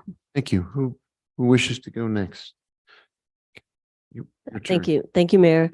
I'd like to take my time to recognize the folks in the room and the folks that are listening that may not be able to be here, the advocates, the volunteers, the service providers, the faith community, S3 Housing Coalition, in partnership with our staff. And particularly, I'd like to thank Lila and Nikkei and John, who are here with us. They were part of a panel last night, and they're part of a lived experiences advisory board, and they gave a presentation last night in partnership with Christ Lutheran Church, who hosted it. And I just want to list the other folks that presented along with Nikkei, Lila, and John. It was Richard and Nick and Angela. And I just want to tell my colleagues that that was a powerful panel discussion, because it was talking about people that actually have the lived experiences of who have experienced homelessness in the past or currently are precariously housed. And it was powerful to hear their experiences because it humanized the experience that people have in our community. And I think that's what's missing here. It's great to ask about the logistics of how this will work on the city side and our partnership with communities. And it's also important about the people out there that actually need the housing. And so what I took from that presentation, and the mayor was there as well, is just the need to get rid of separateness that people experience when they're unhoused. I'm sorry, I don't mean to be unkind, but we don't applaud, we don't boo, we don't hiss. If you approve, wave your hands, but we don't really like clapping or the alternative, people disapproving. So please don't do that. And I think it's just really powerful to hear. You never really know what it's like to feel the isolation and stress, and sometimes even shame when you're experiencing homelessness. And last night was a clear reflection for me about that. And I think the more that people hear from people that actually experience it, it changes your viewpoint. It doesn't, it's, I think when people separate themselves from the actual people that are experiencing it, then they really don't understand the situation. And yes, this is a, you know, a trial, it's a pilot. I think we need to try something different. But I think the need for connection was something that was stressed last night. There was a quote that someone said, community is what saves us all. And so I think just in general, from my viewpoint and from a lot of the others that are in the room and also were there last night, is that all people deserve care, dignity, and compassion. And the way we achieve that is trying something different. And many people are supportive of pallet shelters, and the folks that are here and the folks that will be partners with us support it. And I think that it outweighs the initial cost of trying something different when we're looking at the long-term benefits. So I appreciate that my colleagues are really dig into the details, and there's also all of you out there that are going to make this successful in partnership with the city. So thank you, and thank you all for sharing your lived experience. And if you want to raise your hand because you were part of that panel discussion, well, the panelists that were there last night, thank you so much. And I'm excited to see how this will play out. We have a lot more work to do. There's many more steps to get to the point that we're talking about. And there's other ways that we need to support homelessness or eliminate homelessness. And this is just one small piece. So we got to start somewhere. Thank you all very much. Thank you, Councilwoman. Councilor Cassett, Thank and you so then Councilor Chavez. Thank you, Mr. Mayor. And thank you so much, Councilwoman Villarreal, for those comments, because it was really aligned with some of the things that I was thinking about in terms of the way that society has conflated poverty or homelessness with morality. And I think that that's one of the challenges that we frequently see. And I really do understand, you know, where a lot of my colleagues are coming from and kind of how is this going to work with the neighborhoods. And I said this the other day, at some point we have to take a leap. And this is one of those areas that the research has been done. The staff has done an incredible job at looking at different programs, at how the impact is. And more so, I know I've said this every time that this has come in front of a body I'm sitting on. We cannot keep doing what we're doing. It's not working for anybody. It is not working for our housed residents. It is not working for our unhoused residents. It's not working for law enforcement. It's not working for fire. It's not working for parks. I, as somebody who represents a good part of that Cerrillos Road corridor, where we see a lot of those encampments, I get a lot of complaints from my constituents. And, you know, we understand that, excuse me, people are doing the best they can in the situation that they're in. And it's not a matter of them being, you know, intrinsically bad. We don't, to Councilman Villarreal's point and to, I'm sure, what was discussed at the panel, you really don't understand. We can't understand unless we've lived this experience. So both from, I think, just a perspective of how do we take care of people? It's one of the reasons I sponsored this. And then, you know, kind of speaking to the broader process, and I've cautioned this numerous times, this is not a silver bullet. This will not fix the problem, quote unquote. This is part of the solution. And so I always just want to caution that, because if we, you know, start saying, oh, look, that, you know, we're still having encampments in parks, or this must not work, let's cut the funding. We see this too often with public health. People, first of all, they underfund it. And then they say, why did the project that we underfunded fail? Let's cut all the funding. Then we say we need more money, but it's not working. So I just really want to make sure, and I really know that this team is going to do a wonderful job of tracking metrics and understanding what those metrics are that show that we are making progress. And of course, we have Director Ladd here as well, and the work that she is doing with affordable housing and how this is all connected and all tied together. So I really do understand. I understand that this feels really expensive. I understand that this kind of feels scary. It's one of those, you know, the saying is you prefer the devil you know to the devil you don't. Not saying that any of this is devil, but just that idea that you prefer the situation that you know, even though you're not happy with it, as opposed to one that you are unsure what those results are going to be. And I don't think that that fear has any place in this community with this issue, with the people that are experiencing this challenge. And so I'm quite proud to sponsor this resolution. I am extremely proud and grateful to staff. I am so touched by the community that we have here, and I've had a lot of outreach from people asking how they can help, and they're very much in support. And I think that's really, really quite beautiful. And I know that it's going to be a journey, and there's going to be missteps, and there's going to be challenges, and we will have to learn lessons at every single turn. But it doesn't mean that it's not a reason to go forward. So I will stop there, but thank you to staff. Thank you to the community that's here tonight. I really appreciate that. And I want to thank, my co-sponsors for this resolution. This is an important step. Thank you. Thank you. Counselor Chavez. Thank you, Mayor. I just wanted to take an opportunity to emphasize the work that it goes beyond work. I think the passion that our staff have around figuring out how to best support our homeless community members. My first year as a city councilor last year, I was blown away by the conversations outside of these meetings that I had with the staff members you see standing right there, and their passion to make a difference and make sure all community members, including those unhoused, felt supported by the community.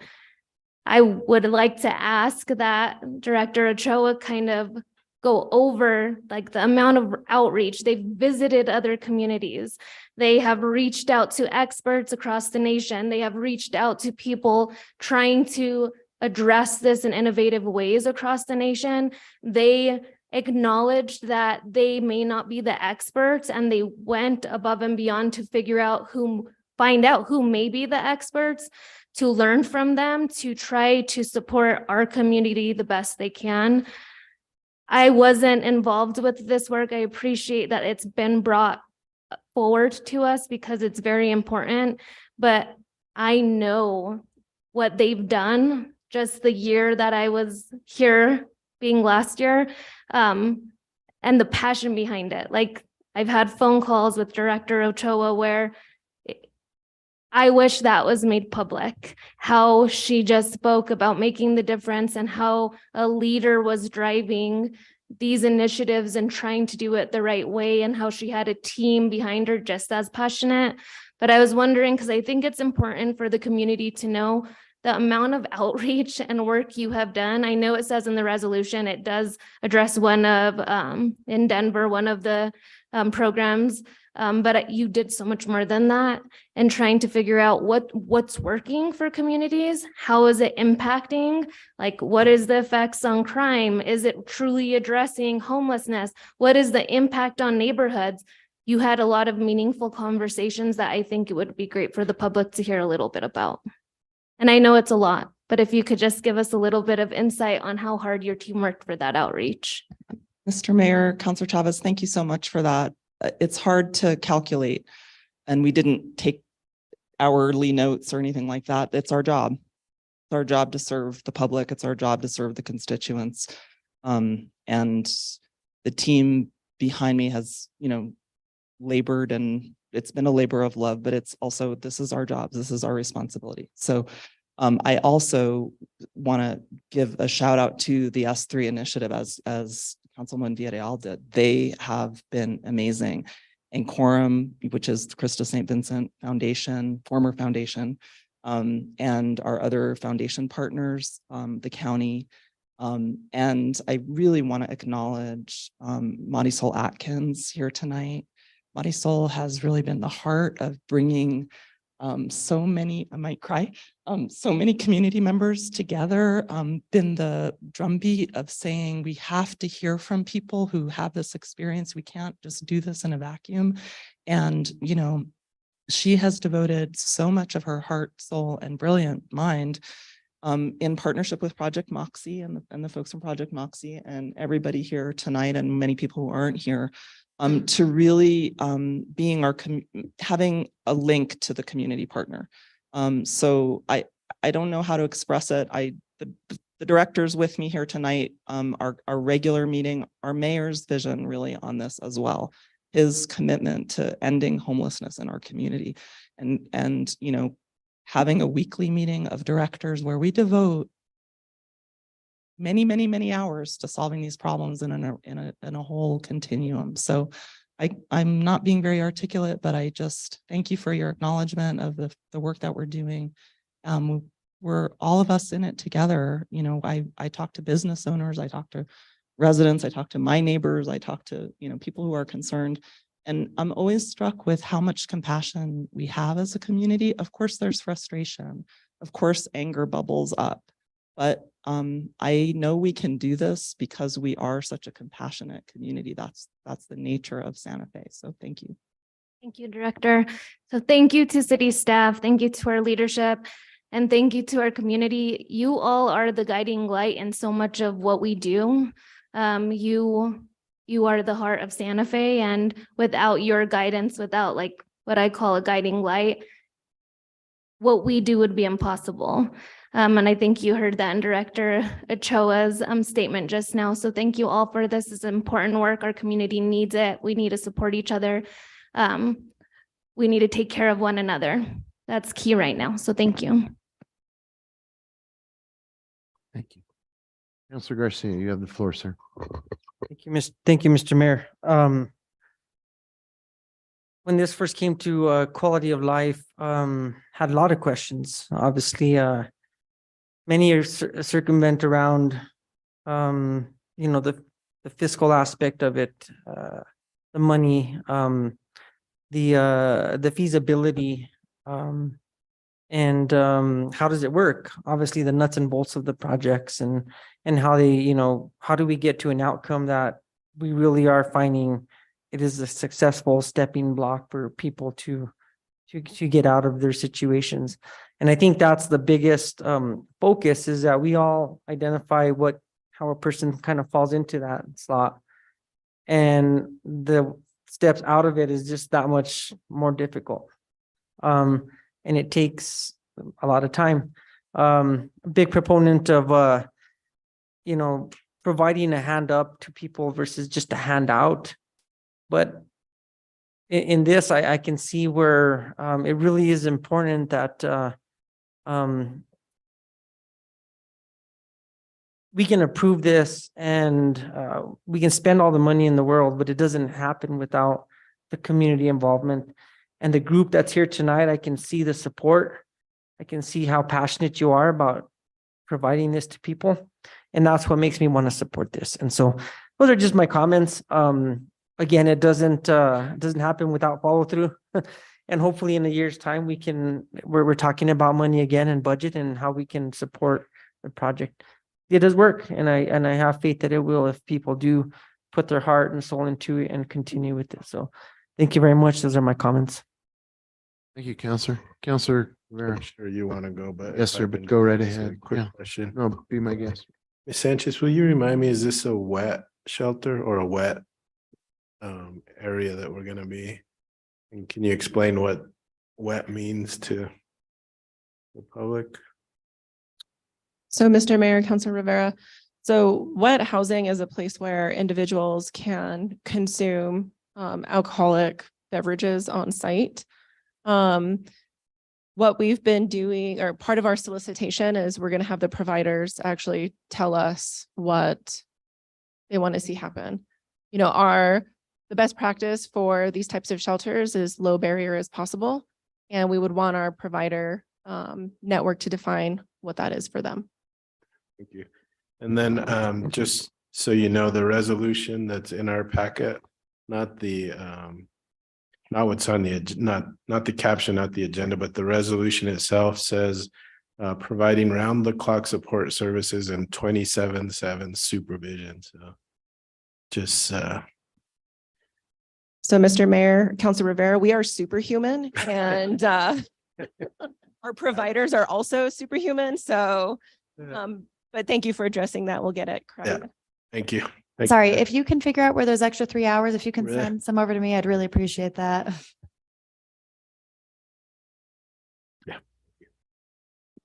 I appreciate everybody's comments, and I'm also very passionate about this resolution. You know, some months ago, I went to a U.S. Conference of Mayors gathering, and there were 3 issues that every city in the United States and mayors in every city were dealing with, or 3 clumps of issues. One was mental and behavioral health issues. One was drug and alcohol issues, and the other was homelessness and affordable housing. And it is these 3 issues are front and center in every city in the United States, and they're here. We've been working very, very diligently for almost 5 years to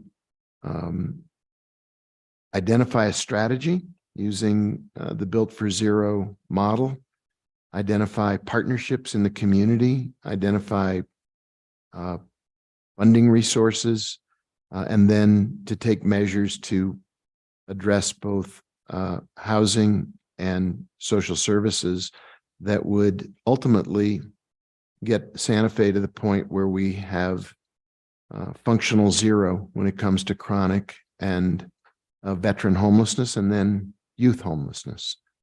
Along the way, we've made some significant strides. We helped buy Santa Fe Suites Hotel.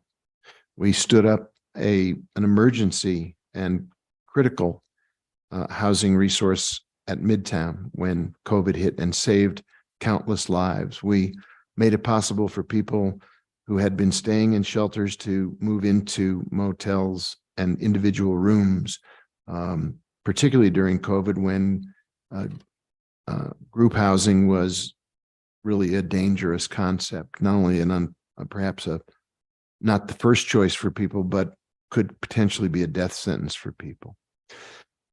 We consistently work with everybody who's in this room as a community to marshal resources and to listen to people's stories, as the councilwoman and I did last night, hearing first-person journeys. And each one is different. Everybody's circumstances are different, and everybody's solution will be different. There's not a one-size-fits-all approach to ending chronic homelessness. It takes tailored approaches, and it takes options that fit each individual's particular needs or desires. As we continue to attempt to get to functional zero, to eliminate homelessness in Santa Fe, I think we owe it to ourselves and to those who are both experiencing homelessness and those who may feel the impact of homeless people in their neighborhoods to expand the range of options, the choices that are available, and to work with different providers, different volunteers, different outreach groups, so that we provide the kind of solution that fits the individual circumstances of each person in our community. I think Councillor Cassett said it, this resolution and the solicitation that would come as a result of approving it is really just another tool for us to apply that offers the kinds of help that some folks will find attractive and useful and perhaps life-saving. I know our team here has done an enormous amount of work to get us to this point. We have a weekly Tiger team meeting. Those are the Tigers. And they every week chronicle the progress we're making toward finding not just one option, but many options that will begin offering additional support and housing solutions for each person in our community who needs a place to live. This is a remarkable group of people, your city staff.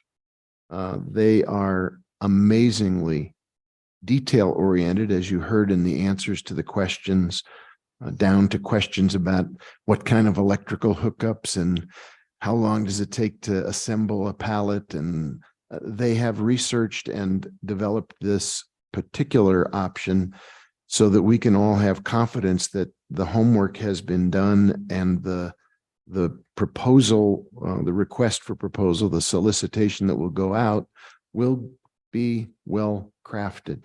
We will listen to what people come back with their best offer as to how to use this resolution to help solve a really challenging problem that we all obviously deeply care about. It is, I think, essential that we continue this ongoing effort to meet the needs of everybody in our community. That is what a just city does. It helps people who need the most help. And this is good policy. It is actually been demonstrated to be good program. And I think it is a good step to demonstrate our willingness to try things that will meet people where they are, apply safeguards for the surrounding neighborhoods so that Councilor Garcia, you asked about the comparison to the Pete's Place versus the neighborhood agreement. The neighborhood agreement that is contemplated in this resolution is much more far-reaching, much more comprehensive, and much more enforceable than what we've done or tried to do with Pete's Place. I think we can continue to develop more comprehensive approaches so that everybody benefits in our community by this approach. So I'm incredibly heartened by the people who come tonight to demonstrate support, who were there last night to demonstrate support, who are there every time there's a call for people to come forward and demonstrate that we are willing to take care of each other in Santa Fe. That is very heartening and inspiring. The support of the governing body is inspiring. The team of people on our Tiger team is inspiring. And I know that if we continue on this path, we will get to the elimination of homelessness in Santa Fe. It's doable. We have the resources to do it. We have the partners to do it. And we are willing as a community to take the steps that will eliminate homelessness in Santa Fe and do it in a way that is compassionate and effective for everybody in our city. So I believe we're on a really good path. We continue to work hard at it and apply ourselves. I think we'll get to the outcome that all of us want. Any other comments before we take a vote? We have a motion. Madam Clerk, can you call the roll? Yes, Mayor. Counselor Lindell? Counselor Rivera? I'm going to abstain. I still have many concerns. Counselor Romero Worth? Yes. Councilwoman Villarreal? Yes. Counselor Cassett? Yes. Counselor Chavez? Yes. Counselor Lee Garcia? Yes. Counselor Michael Garcia? Yes. Mayor Weber? Yes. Motion passed. Thank you.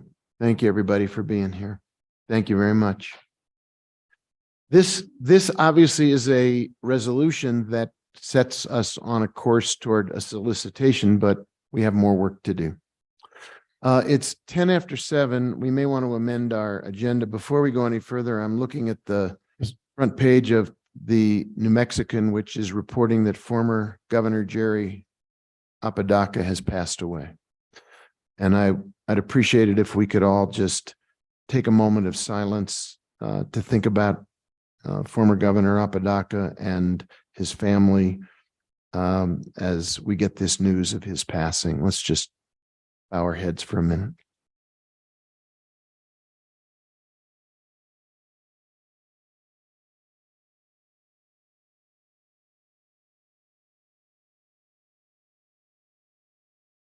Thank you, everybody. Mr. Mayor, Yes, sir. I make a motion that we go directly to petitions from the floor and then continue with the agenda with the exception of executive or matters from the city attorney, that we move that right after item 19. There's a motion to alter our agenda so that we go Second. to petitions and then move the city attorney to the end of the agenda. There's a motion, there's a second. Madam Clerk, can you call a roll on the motion as presented? Yes, Mayor. Counselor Rivera, Yes. Counselor Romero Worth, Yes. Councilwoman Villarreal, Yes. Counselor Cassett, Yes. Counselor Travis, Yes. Counselor Lee Garcia, Yes. Counselor Michael Garcia, Yes. Counselor Lindell, Mayor Weber, Yes. motion passed. Thank you. So with that change in our agenda, let's go to the petitions from the floor. I suspect we have people here in the room as well as on Zoom who would like to speak to us. If there's something you'd like to address that is not a public hearing, and I don't know if we have any public hearings tonight. We don't. So we do? Mayor, yes, we have the election legislation. Okay, so you would not address that in petitions from the floor, but if there's something you would like to speak to, we can accord anyone who wants to address the governing body 2 minutes to speak to us now about a matter of your choice. Mayor, I would just also, the final action on legislation on the election bill is not a public hearing, I don't think, because we already did the public hearing. Isn't that right? So this is just the final action. Mayor Weber, councilors, thank you. Yes, that's correct. We are resuming. It is in the category of public hearings, but the public comment period of the public hearing is over. That's correct. Thank you. Okay, thank you. So what I'd like to suggest is if you'd like to speak to the governing body on any matter other than that, you have 2 minutes. Please introduce yourself, and then we'll go to people who I'm sure are on our Zoom screen after we take people who are in the room with us tonight. So you have the floor. Thank you, Mayor and governing body. My name is Megan Robert. I'm a constituent of Santa Fe. And first of all, I want to thank you for moving forward with the safe sleeping spaces. When people talk about the unhoused population, it's often as if these individuals are the other, often talked about like they are a nuisance, often talked about as if they are not human. And I understand that safe outdoor spaces are a new concept to a lot of us. I was just learning about them myself over the past year. But working with and for the unhoused has helped me to understand more why this is important and why it would be helpful. We need something to change. We need to let go of fear and step out of our comfort zone to try something new, and this is a way to do it. These people are our neighbors. These people are our community. They are constituents of Santa Fe. They're children, parents, siblings, veterans, elderly. They deserve to be treated with dignity and seen for what they are, which is humans.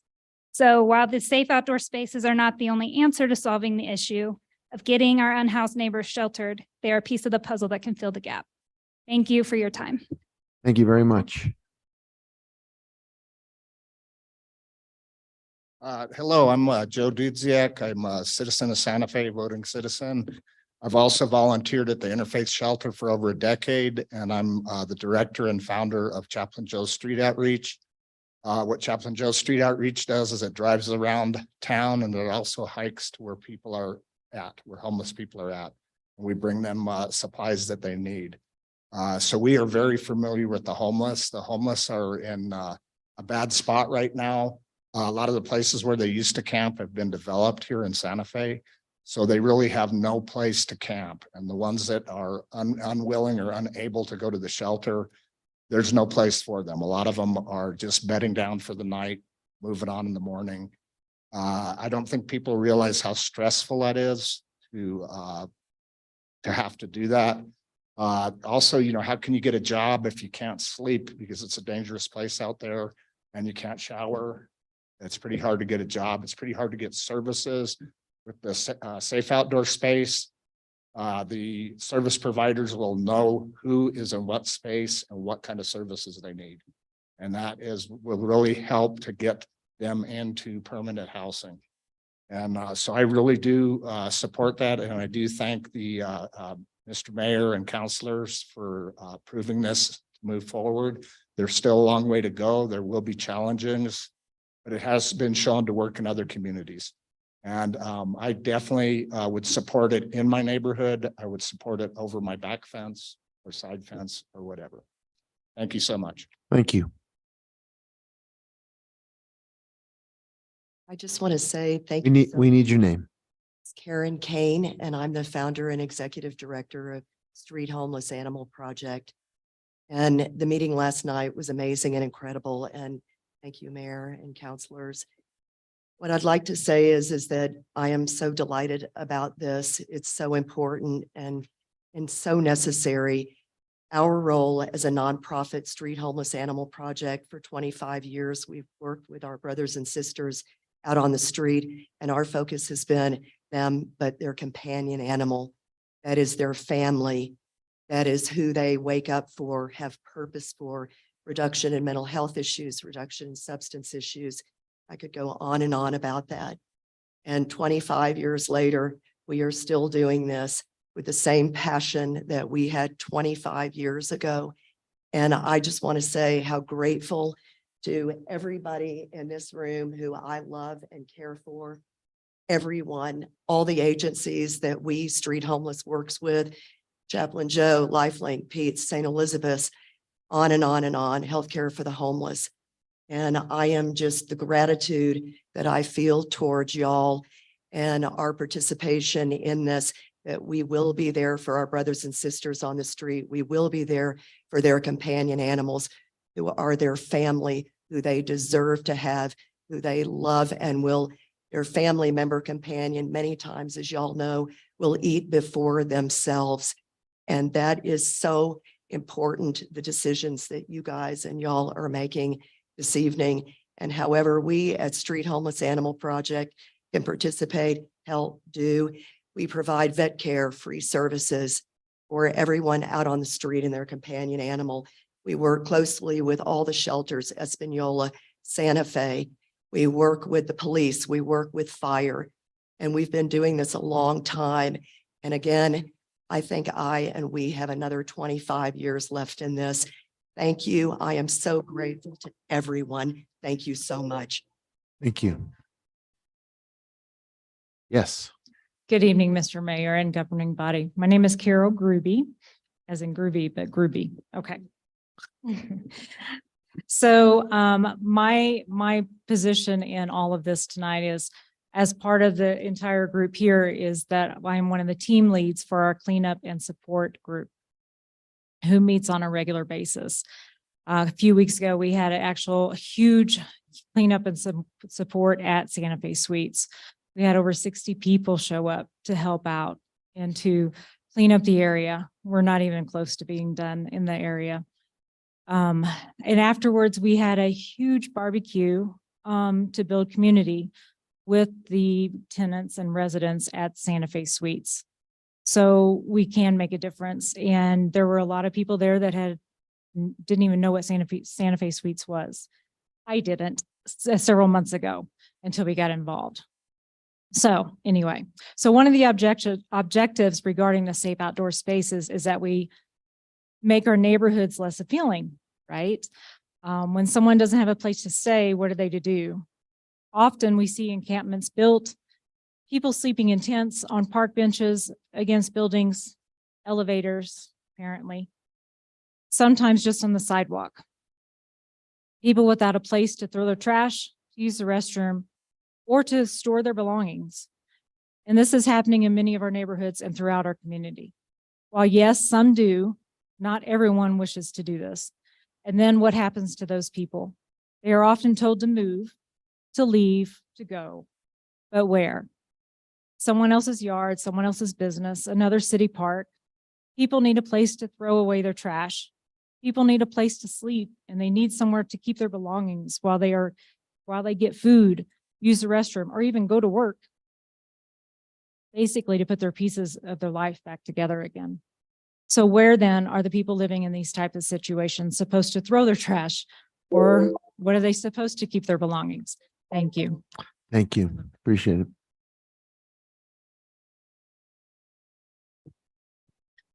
Good evening, Mayor Weber and Santa Fe City Councilors. My name is Dr. Laura Brown, and I've lived in Santa Fe for almost 25 years. I'm here to thank you so much for moving this safe sleeping space resolution forward. Thank you. I'm a public health, addiction medicine, and family medicine physician here in Santa Fe, and have worked at La Familia Medical Center, Healthcare for the Homeless, New Mexico Department of Health in Santa Fe, the LifeLink and Santa Fe Recovery Center, among other organizations in Santa Fe over the years. I am also a homeowner here in the city of Santa Fe and a parent of 2 school-aged children. Unhoused and unsheltered persons have camped on and off at the edge of my family's property for years and nearby along the Santa Fe River. To those in Santa Fe going forward who have not in my backyard concerns about safe sleeping space, safe outdoor space, pallet housing in their neighborhoods, I am here to say tonight that I would be grateful and fully supportive of such a pallet house initiative in my neighborhood. We have a duty to each other as citizens, housed and unsheltered, to help protect the most vulnerable in our community.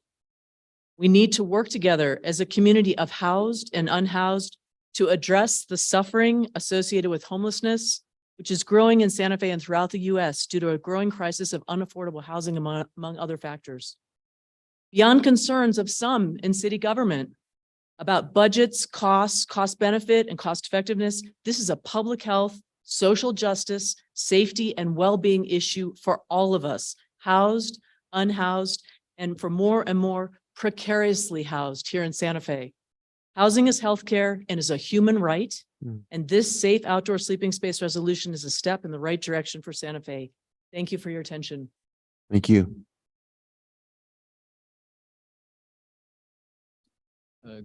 Good evening, Mr. Mayor and council members. My name is Dylan Schwagel. I'm a service provider to the homeless here in Santa Fe, an outreach worker. I would like to thank all of you for your decision tonight, and also for your kind words towards Director Ochoa's team, as well as those of us here that are also service providers. It does mean a lot to us that you recognize the work that we do.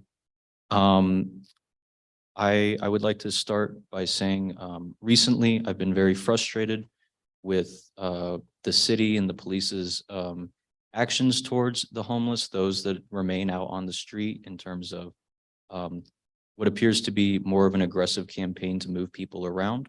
On principle, I oppose this, but I've also thought that if that is going to be the tact, then it's on this body to step up and provide an alternative solution. And I think that the decision tonight was a very important step in that direction. So I would like to thank you all for that. I would also like to say in my field, when I'm working with a client to get them housed, oftentimes we don't start with housing, with going straight to finding housing. We start with trying to get them stable, trying to get them properly sheltered, get them into services, get them set up with medication, mental health services, those sorts of things, because that allows for them to have long-term success when they do get housed. A program like this is very important for that. It makes it so much easier to connect them to those things.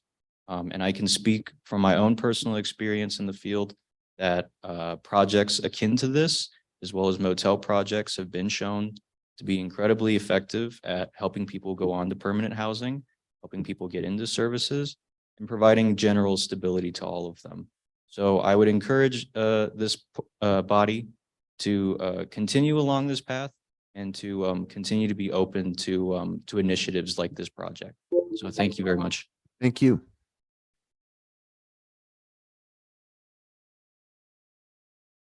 Counselors, Mr. Mayor, greetings. Thank you. I am Erica Kidd. I'm a program manager over at the Santa Fe Suites. Getting to know a few of you a little bit. We are part of, you still owe me a box of books. I owe you a box of. You owe me a box of books. Suites is part of St. Elizabeth's Shelter and Supportive Housing. And I also appreciate you for my job. So on behalf of Edward Archuleta, frequent flyer over here, thank you as well. And I thought I was gonna have to preach tonight, but y'all did it for me, and I am so grateful because that can be a little messy. I also want to thank you on behalf of the first recipients of the individuals that will be moving into those pallet shelters.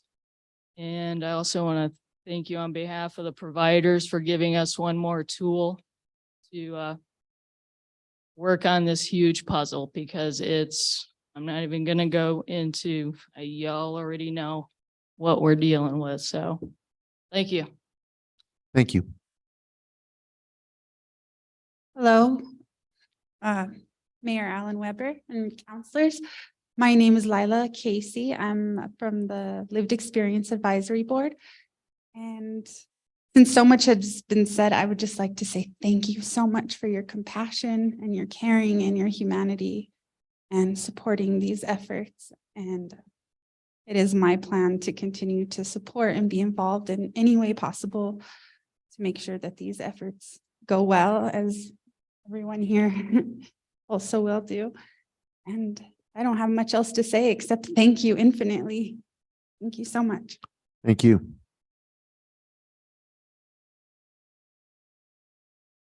Good evening, counselors and Mayor Weber. Sorry, I reversed that, didn't I?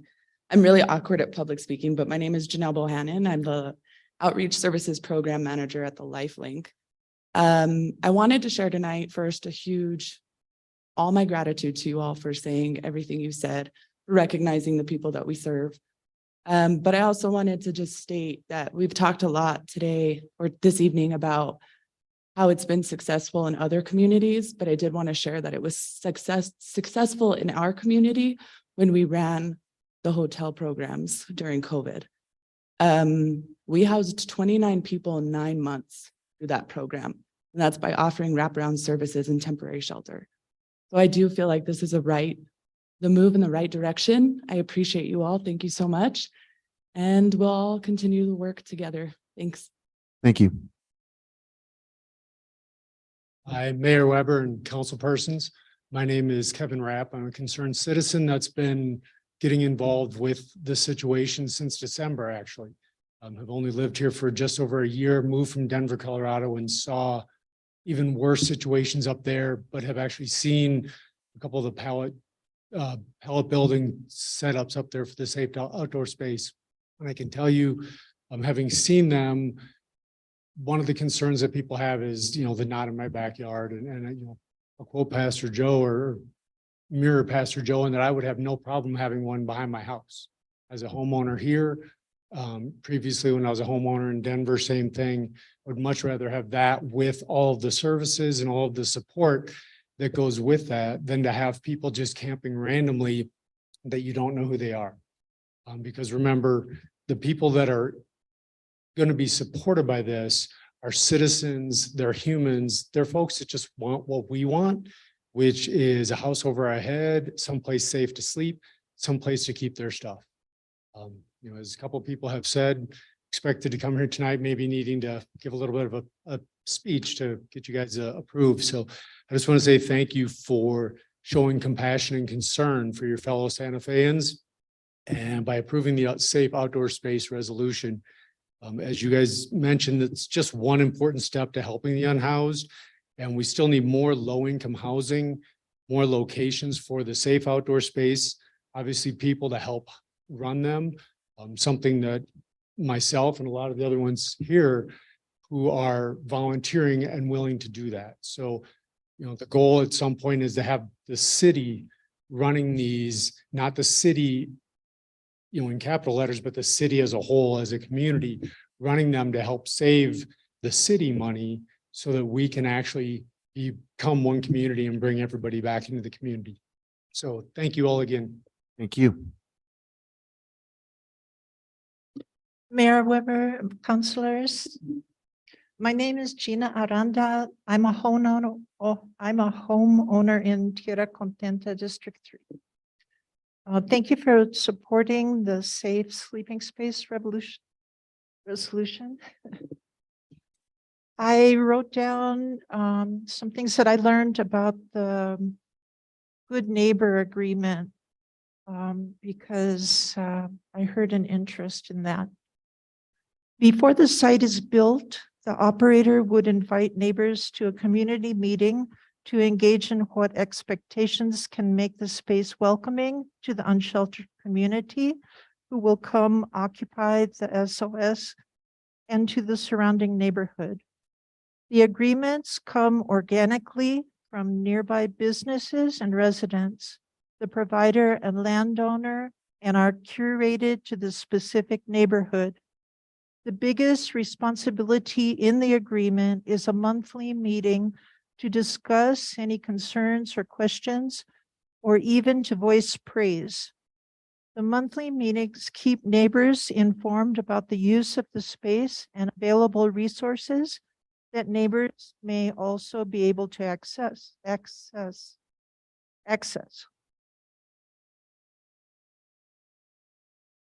Having this open communication and being held accountable in a formal contract ensures agreements are being followed or have consequences if not. It is also about having a system in place for when there are potential issues that could come up and who to contact. The neighbors and the space operator would agree to work together to address homelessness. People need help. If we can do something to help, why not? I would accept an SOS and a safe outdoor space in my neighborhood, especially given this kind of good neighbor agreement. Thank you. Thank you. Hi, my name's John Bacon.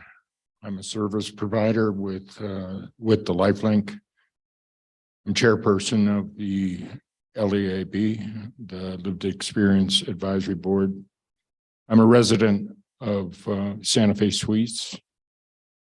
And one day at a time, if I maintain my sobriety, I'll have 5 years of sobriety on June 22nd of this year.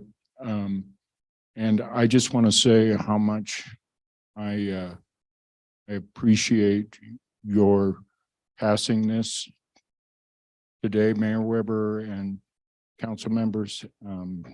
It is, it's giving us heart. It's giving, you're listening to our voice. We're able to advocate and you're listening. And that's so important. That's so important to us. We're all one. We're all one. So thank you very much. Thank you. Hi, good evening, Mayor Weber and council members. My name's Marisol Atkins, community member. I just want to say thank you for passing this resolution. The work is just beginning. Muchísimas gracias por escuchar a toda la gente. Thank you for listening to the people here. We have your backs. We're going to make this successful together. We're stronger together. Thank you. Thank you. Hello, my name is Terry Brown. I am a member of Christ Lutheran Church and I was at the presentation last night and I hadn't heard the stories before and it was very touching. I just want to say thank you. Touches my heart because I've been close to being on the street and have been helped by the church. And I want to say the presentations that I watched at the convention center and at just the different programs that we've had there, they said that the security and everything helped bring all the violence and everything come down. So I'm grateful for your passing of this and thank you. Thank you. Anyone else here in the room before we go to the Zoom contact? If not, Madam Clerk, if you can acknowledge whoever is in the Zoom room with the hand up to speak, and they'll each have 2 minutes as well. Okay, first up, we have Stephanie Benenato.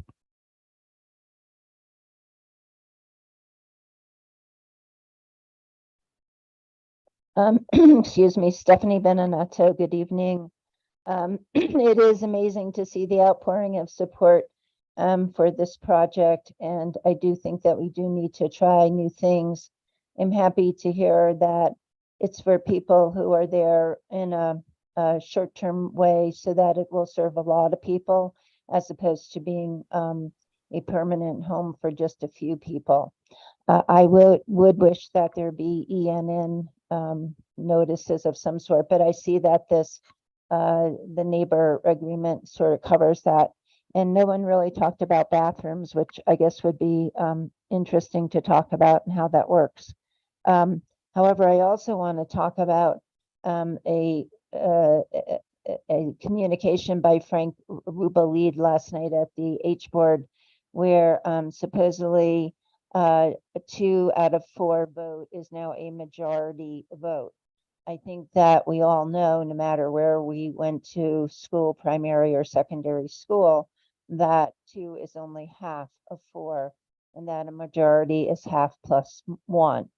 And it's a very contorted and distorted reading, because it actually says that a majority has to vote to decide the question. But the way that the city attorney and Mr. Rubalid is interpreting that, it means that a majority just has to vote on the question. So if somebody votes against it and 2 people vote for it, somehow that's a majority, but it's not. It's a majority of voting members. But as attorneys, they should know that you don't insert words in clearly written language. And again, a majority of 4 is 3. Really, mathematically, there's no way around that. And I don't know why we're trying to make a joke out of this, or that somehow 2 people should decide important questions in a board of 7. And the whole thing of 3 out of 4 is a super majority. Thank you. Is there another one in the Zoom room, ma'am? Yes, Mayor, we have Beverly Kellum.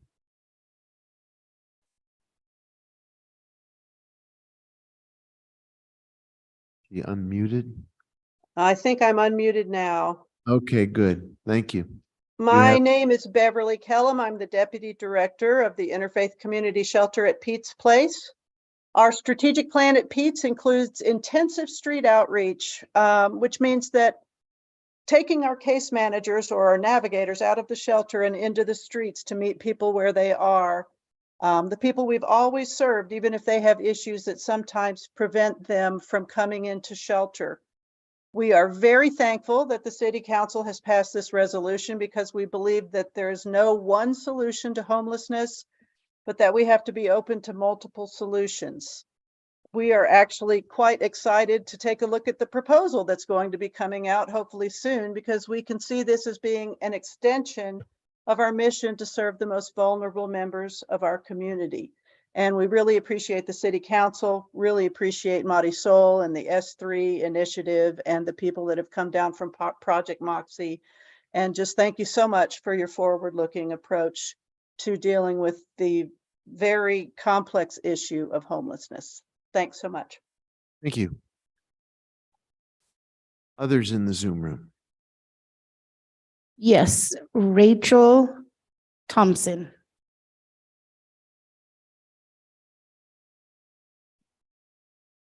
Hi, my name is Rachel Thompson. Thank you, Mayor. Thank you, Council. And thank you to all of the people who have spoken. You know, I've spent a fair amount of time when I was driving around town, just sort of fretting when I see people on the street. And I will say I am a female chauvinist, particularly young women, sometimes young pregnant women, and often older people. I'm in my early 60s and I really worry, but I didn't really know what to do. And I attended the convention presentation last summer that I guess was involved Project Moxie, and I went inside one of the pallet shelters. And when there was another meeting in December, I put my name on a list to see how I could help. And so just recently, like somebody else who spoke, I have been hoping to be useful on the side of education, which I guess will involve that sort of nebulous thing we call neighborhood, for which I pray people's compassion in that process. Councillor Cassett spoke about the fear. And I think there is so much fear, but when I listen to the LEAB and I listen to the fear that they have and how they talk about what it's like to be on a slide and just headed for homelessness, and that kind of fear, just to even be presence of their discussion of that kind of fear fills me with something much worse than I could ever feel about having anything in my neighborhood. I would love to have an SOS in my neighborhood. So we've also heard that if somebody didn't have mental health issues before, they will after they've been homeless, and that there are more and more seniors who are right on the verge of homelessness because their Social Security that they're getting doesn't cover the cost of rent here. So we have to get in front of this eventually, but I think this is the most exciting project in the city. I was really disappointed last summer when it didn't happen. I think we also have to bring along. Thank you. There are no other hands raised in the attendees. Okay, anyone else in the room here who hasn't spoken and would like? One just raised their hand. We have one more. Yes, Adam Johnson. Okay.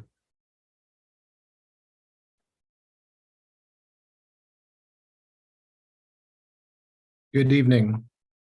Can you hear me? Yes, we hear you clearly. Thank you, Mr. Mayor, members of the council. My name is Adam Johnson, and I'm the director of the Old Santa Fe Association, a historic preservation and neighborhood advocacy nonprofit. First, I'd like to compliment you all on the Safe Outdoor Sleeping Spaces resolution, which is, as many have already said tonight, a step in the right direction for our folks experiencing homelessness in Santa Fe. The prior speakers have been quite articulate about the importance of this. The second thing I want to mention, and I know that councilors have received some correspondence from the architects on this, a concern about a proposed new fencing in the rail yard from Manhattan to Paseo de Peralta. As I understand it, state regulators and rail operators are pushing hard for a big fence replacing the wood and chain barriers we currently have near the farmers market area as a precautionary matter. The preferred design from Public Works seems to be a 52-inch metal fence with dense mesh, which is covered with a black epoxy.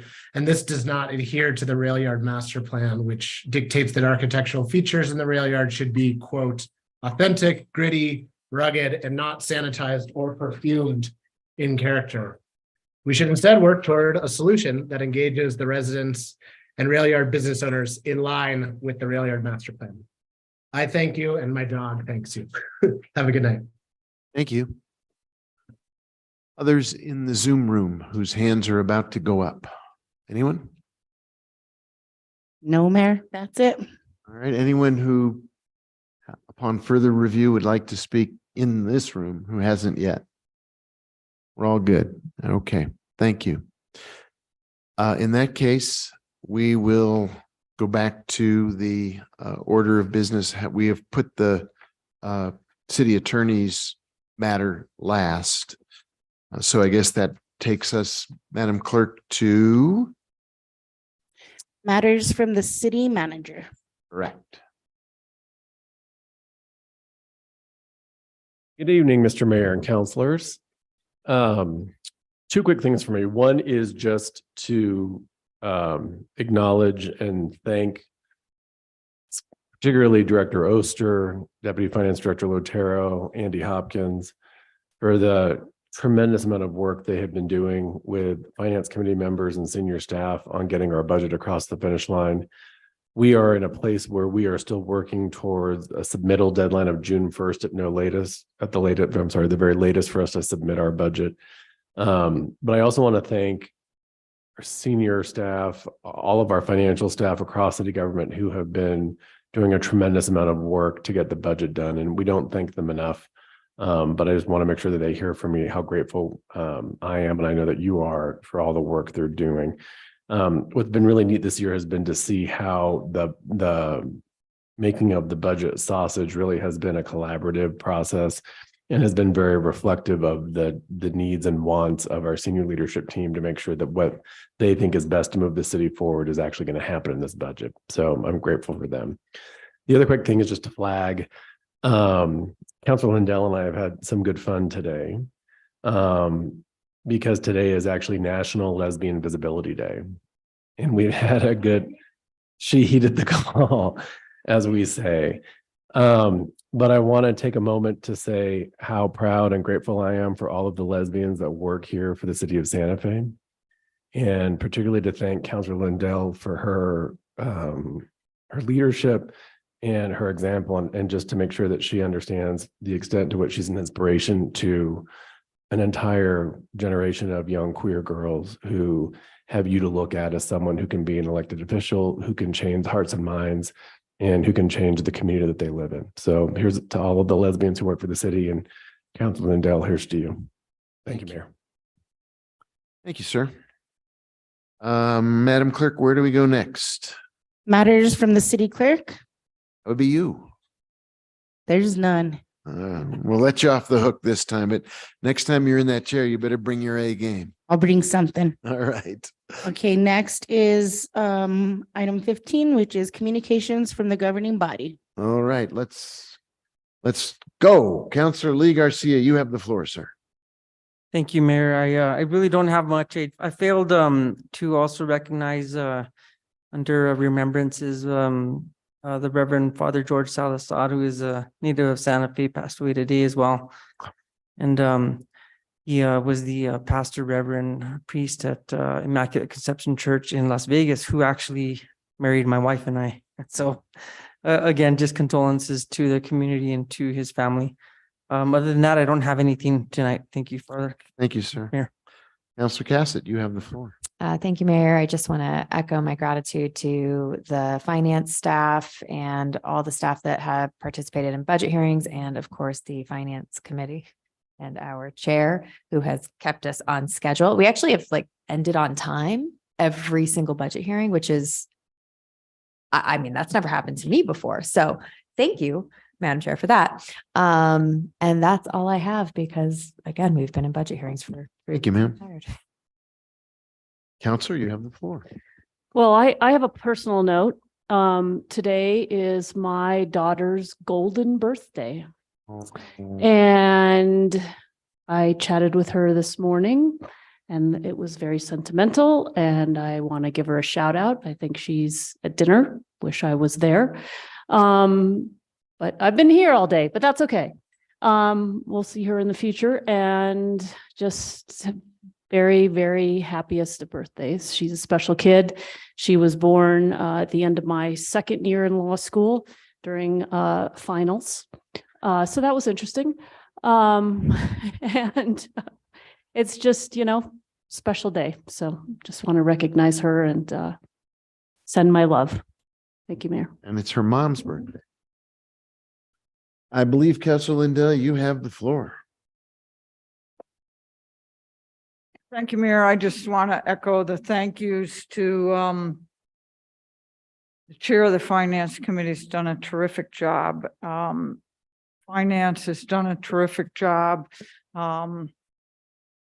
Andy is never allowed to leave or retire. I don't know what we would do without him. John, thank you for the shout out. And in the world that we live in today, it is not easy. We saw a trans member of the Montana House of Representatives escorted off the floor today, not to be allowed to return for the entire session for standing up for trans rights. And it's painful to watch, but it's incumbent upon us to be involved, set the example, and make sure that no one gets left behind. Terribly, terribly important right now. The amount of legislation in this country directed at the trans community is really horrifying. And I encourage all my friends here to band together and support, we support everybody. That's the bottom line. We support everybody. So let's do it cheerfully and pat each other on the back and just onward into the fog with this stuff. Councilwoman Villarreal, you have the floor. Thank you, Mayor. And thank you, Councilor Lindell, for those words. And just really wanted to say happy birthing day to Councilor Romero Worth. That's very important. You played a major role, the main role. So thank you. And happy birthday to Elena. And also wanted to wish a happy 21st birthday to Councilor Lee Garcia. 21st times 2 maybe, and a few more, but it was Sunday. And just wanted to send you blessings for another trip around the sun. Yes, that's all. Thank you, Mayor.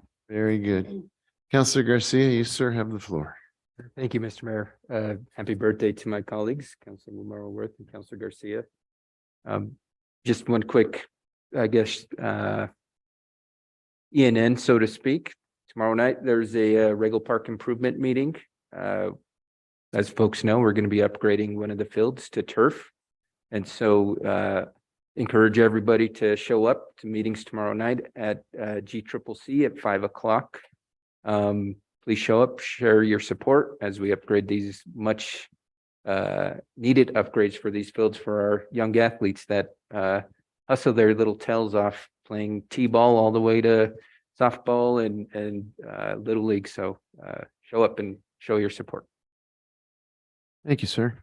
Councilor Rivera, there may be a birthday here. I'm sensing a birthday. It's my colleague, Lee Garcia. Happy birthday. I called him on his special day and he was going out for some fun. So I hope you had a great time that night. And just want to say congratulations to Peter Worth. This is what I tell my wife all the time. We had girls, they have the extra chromosome, so they're 51% me and only 49% her. So that's my crazy logic in it. But congratulations to Peter as well. I think I admire your courage, sir. Yeah, it doesn't go well at home either. Yeah, or in the city council chamber. To name 2 places at random. But hey, don't give up. You may have science on your side, if not sentiment. Councilor You Chavez. don't want to hear the rest of what I have to say. No, about the delivery room and everything else. I think you're skating on thin ice. Let's move along.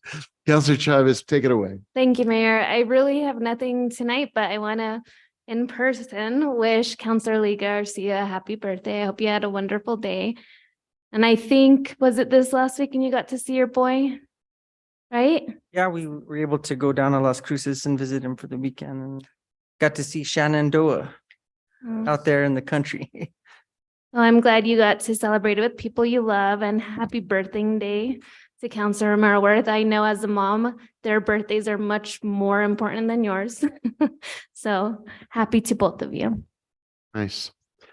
All of the, yes, Councilor, go ahead. Thank you all for those birthday wishes.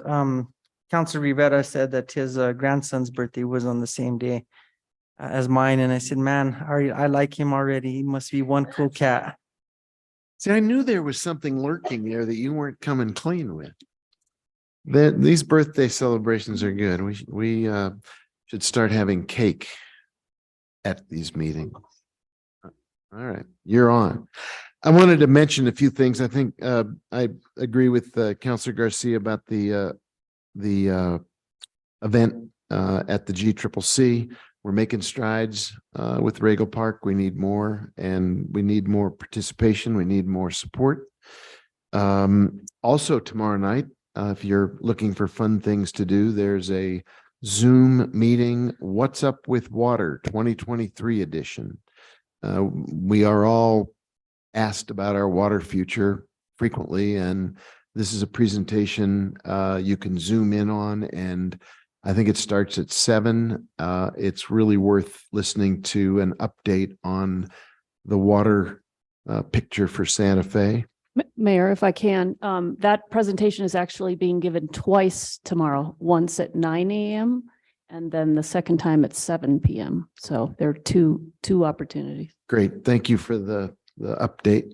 I also wanted to add my tip of the hat to our finance committee and to the council members who've been able to tune in as best they can. I know it's hard, but I know some of you have been able to zoom in from time to time on some of the finance committee meetings, and they're really quite exceptional, and a lot of work and a lot of effort and a lot of attention. And it gets picked up and appreciated by the community as well. So thank you all for that enormously heavy lift and hard work.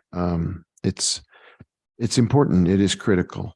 I had some fun this morning. We cut a ribbon on the EV charger installation in Sandoval Garage. We're expanding our electric vehicle charge capacity rapidly in the city, sometimes with the help of the state, sometimes with the Volkswagen settlement, but it's how we continue to go toward a more sustainable future.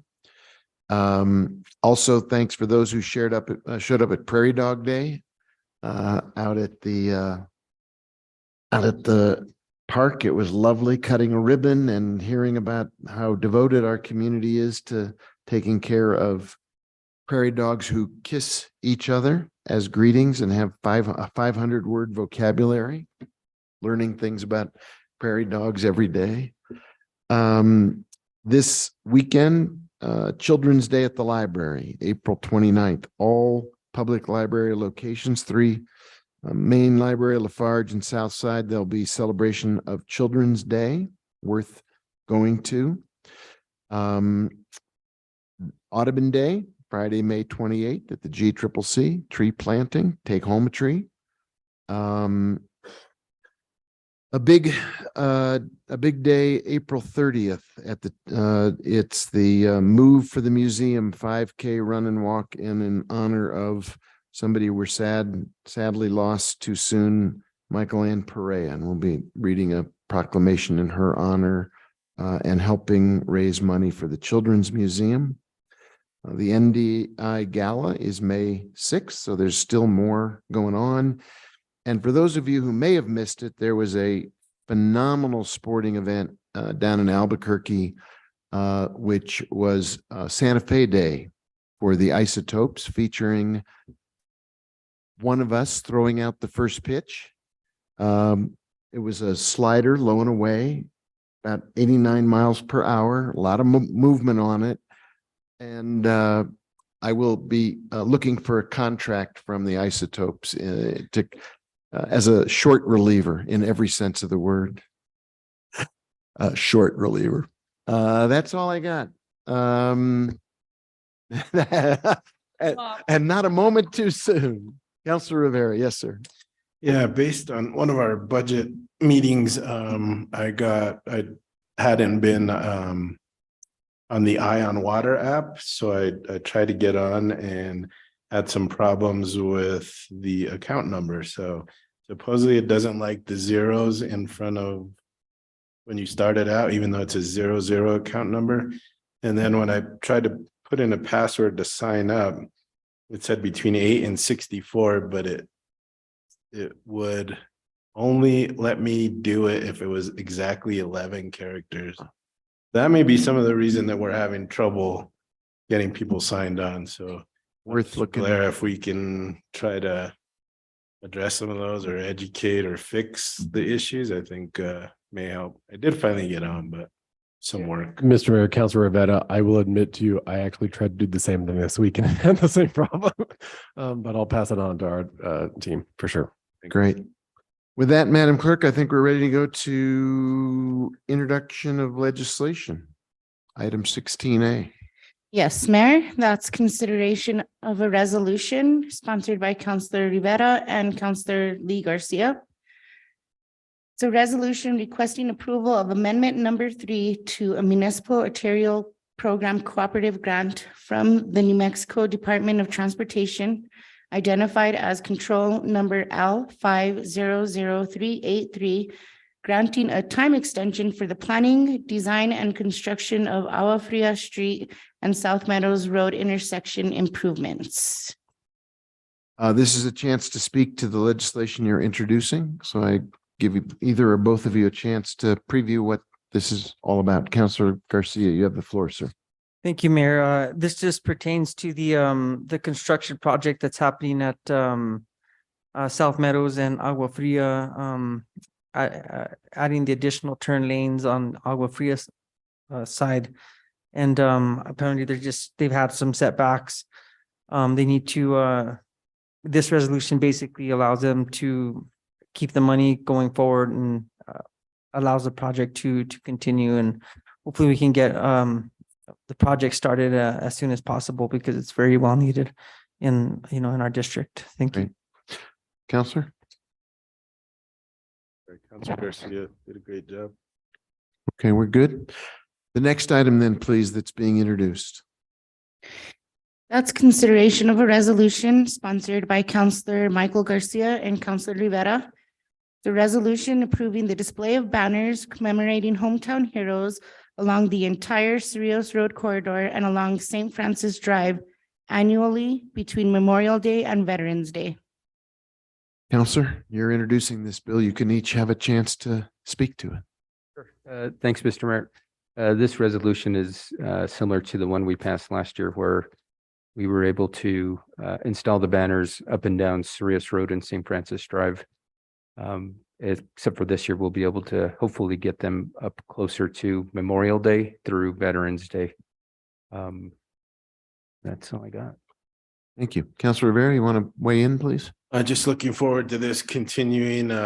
We get so many compliments about the banners throughout, especially now that they're closer to the National Cemetery. A lot of tremendous feedback. And even though last year was a little difficult, we still had a lot of compliments about it. So looking forward to getting started earlier this year.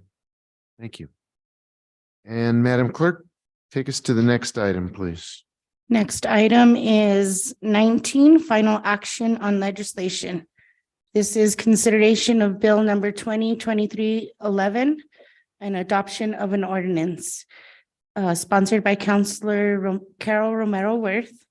It's a bill amending the election and political campaign codes, sections 1 through 3 of chapter 9, 1987 SFCC, updating certain definitions and responsibilities consistent with the state law, creating a single section of common definitions for the campaign code and the public campaign finance code, removing section 9-2.4 regarding a candidate written acknowledgement of familiarity with campaign code, amending section 9-2.7 to remove the requirement to identify a specific candidate or ballot question in political committee disclosures, updating the finance reporting schedule in section 9-2.10, expressly permitting electronic contributions in section 9-3.12, and replacing all references of participating candidate with publicly financed candidate. Thank you. Mayor. Councilor, remind us where we were when last we tuned in. Yeah, so I don't know if we had a motion on the floor the last time we met, but I want to direct my colleagues to a additional amendment that is in your packets. Unfortunately, it was not added till this afternoon because it's a technical amendment to make the bill work. It was noticed by Jim Harrington with Common Cause that there needed to be a few more tweaks to make it all work. And the city attorney's office has been working with him on getting the language straight. And so I apologize for the late nature of this.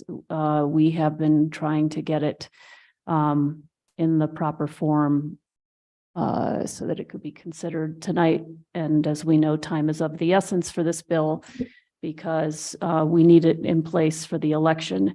And Marcos Martinez is here to talk about the substance of this, what I would characterize technical changes. And I don't know if the city attorney remembers whether we had a motion or not. I can't We're remember. about to get an update from the city attorney.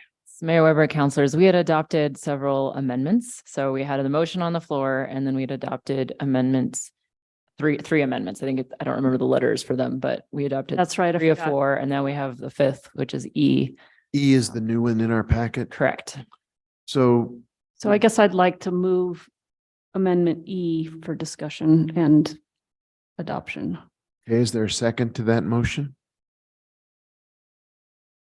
There is a second. And so let's, perhaps you could walk us through the technical fixes here, if you don't mind. Thank you, Mr. Mayor, members of the governing body. I hope that you have before you a copy of Amendment E.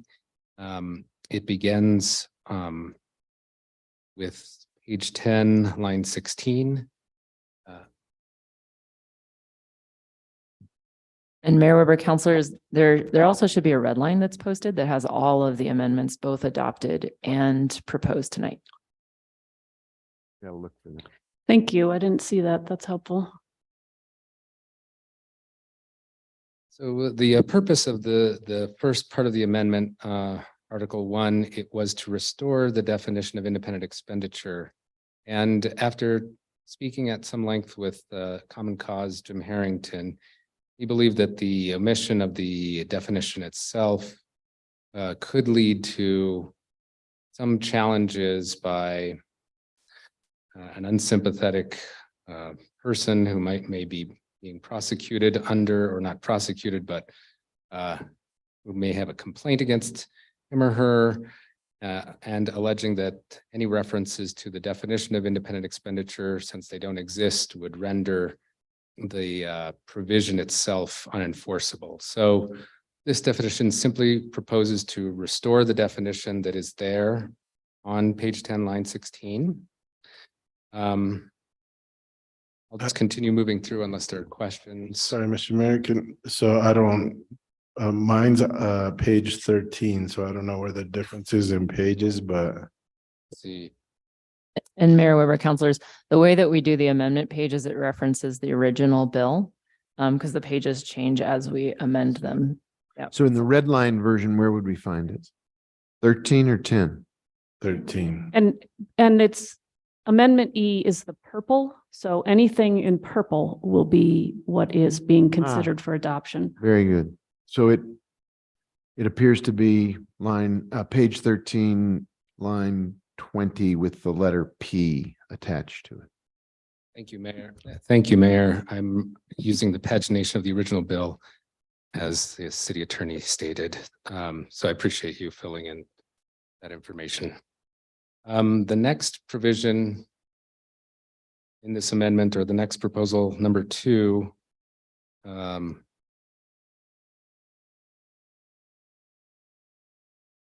appears in the original pagination of the bill, page 13, line 24 through page 14, line 2. It proposes to strike the following language that had been restored in Amendment A. Of all such expenditures made and all contributions received for the purpose of paying for such expenditures on or before the date of the report, which have not been previously reported and which are not exempted from reporting by paragraph D of this subsection. And in the red line, that's page 17, lines 18 through 21. And for background, the purpose of this amendment is to ensure that late in a campaign, but before the election, any expenditures that happened rapidly would be reported to the city and to the public, for that matter, in a timely way.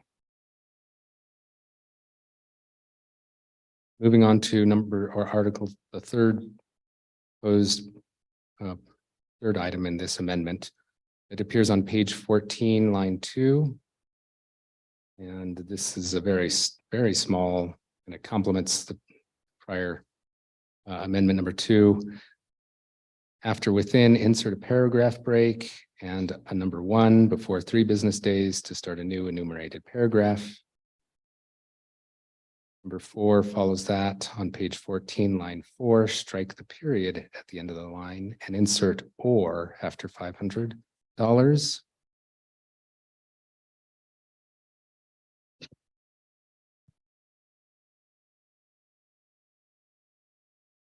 And then let me make sure it's last on page 14 after line 4, insert quote 2, number 2, 24 hours of making the expenditure if the expenditure was made on or after the Wednesday preceding the election and the expenditure by itself or aggregated with all independent expenditures made by the same person during an election exceeds $1,000. So let me find that one. My bill, and I can provide you some context for that one. It's a little more somewhat highly technical, but line 4.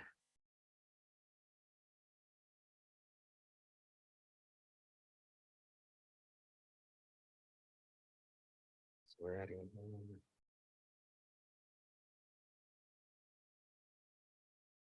So this attempts to again bolster the reporting requirements, schedule of reporting that was noticed in the title of the bill itself and in this amendment, updating the financial reporting schedule in section 9210. Again, after conversations with Common Cause, we believe that that the city would be able to capture more information about spending that had occurred, independent expenditures, potentially later in an election cycle. And with that, I will stand for any questions on this amendment or the bill in general. Great, thank you. So those were the new amendment as noted and as identified in purple in the red line version. Questions about these provisions? Councillor Michael Garcia, sir. Thank you, Mr. Mayor. I feel that these proposed amendments can be a bit complicated to understand, and it does somewhat touch on some of the concerns or comments made by the ECRB. And I guess my question is why, if we are looking for them for guidance, what's being proposed, especially I think one of the, and I'm trying to find the page. I think I know where you're going, Counselor. I can try to help. Sure. I mean, I think we did go back and look at the concerns raised in the hearing with the ECRB. And I think perhaps Mr. Martinez can speak to where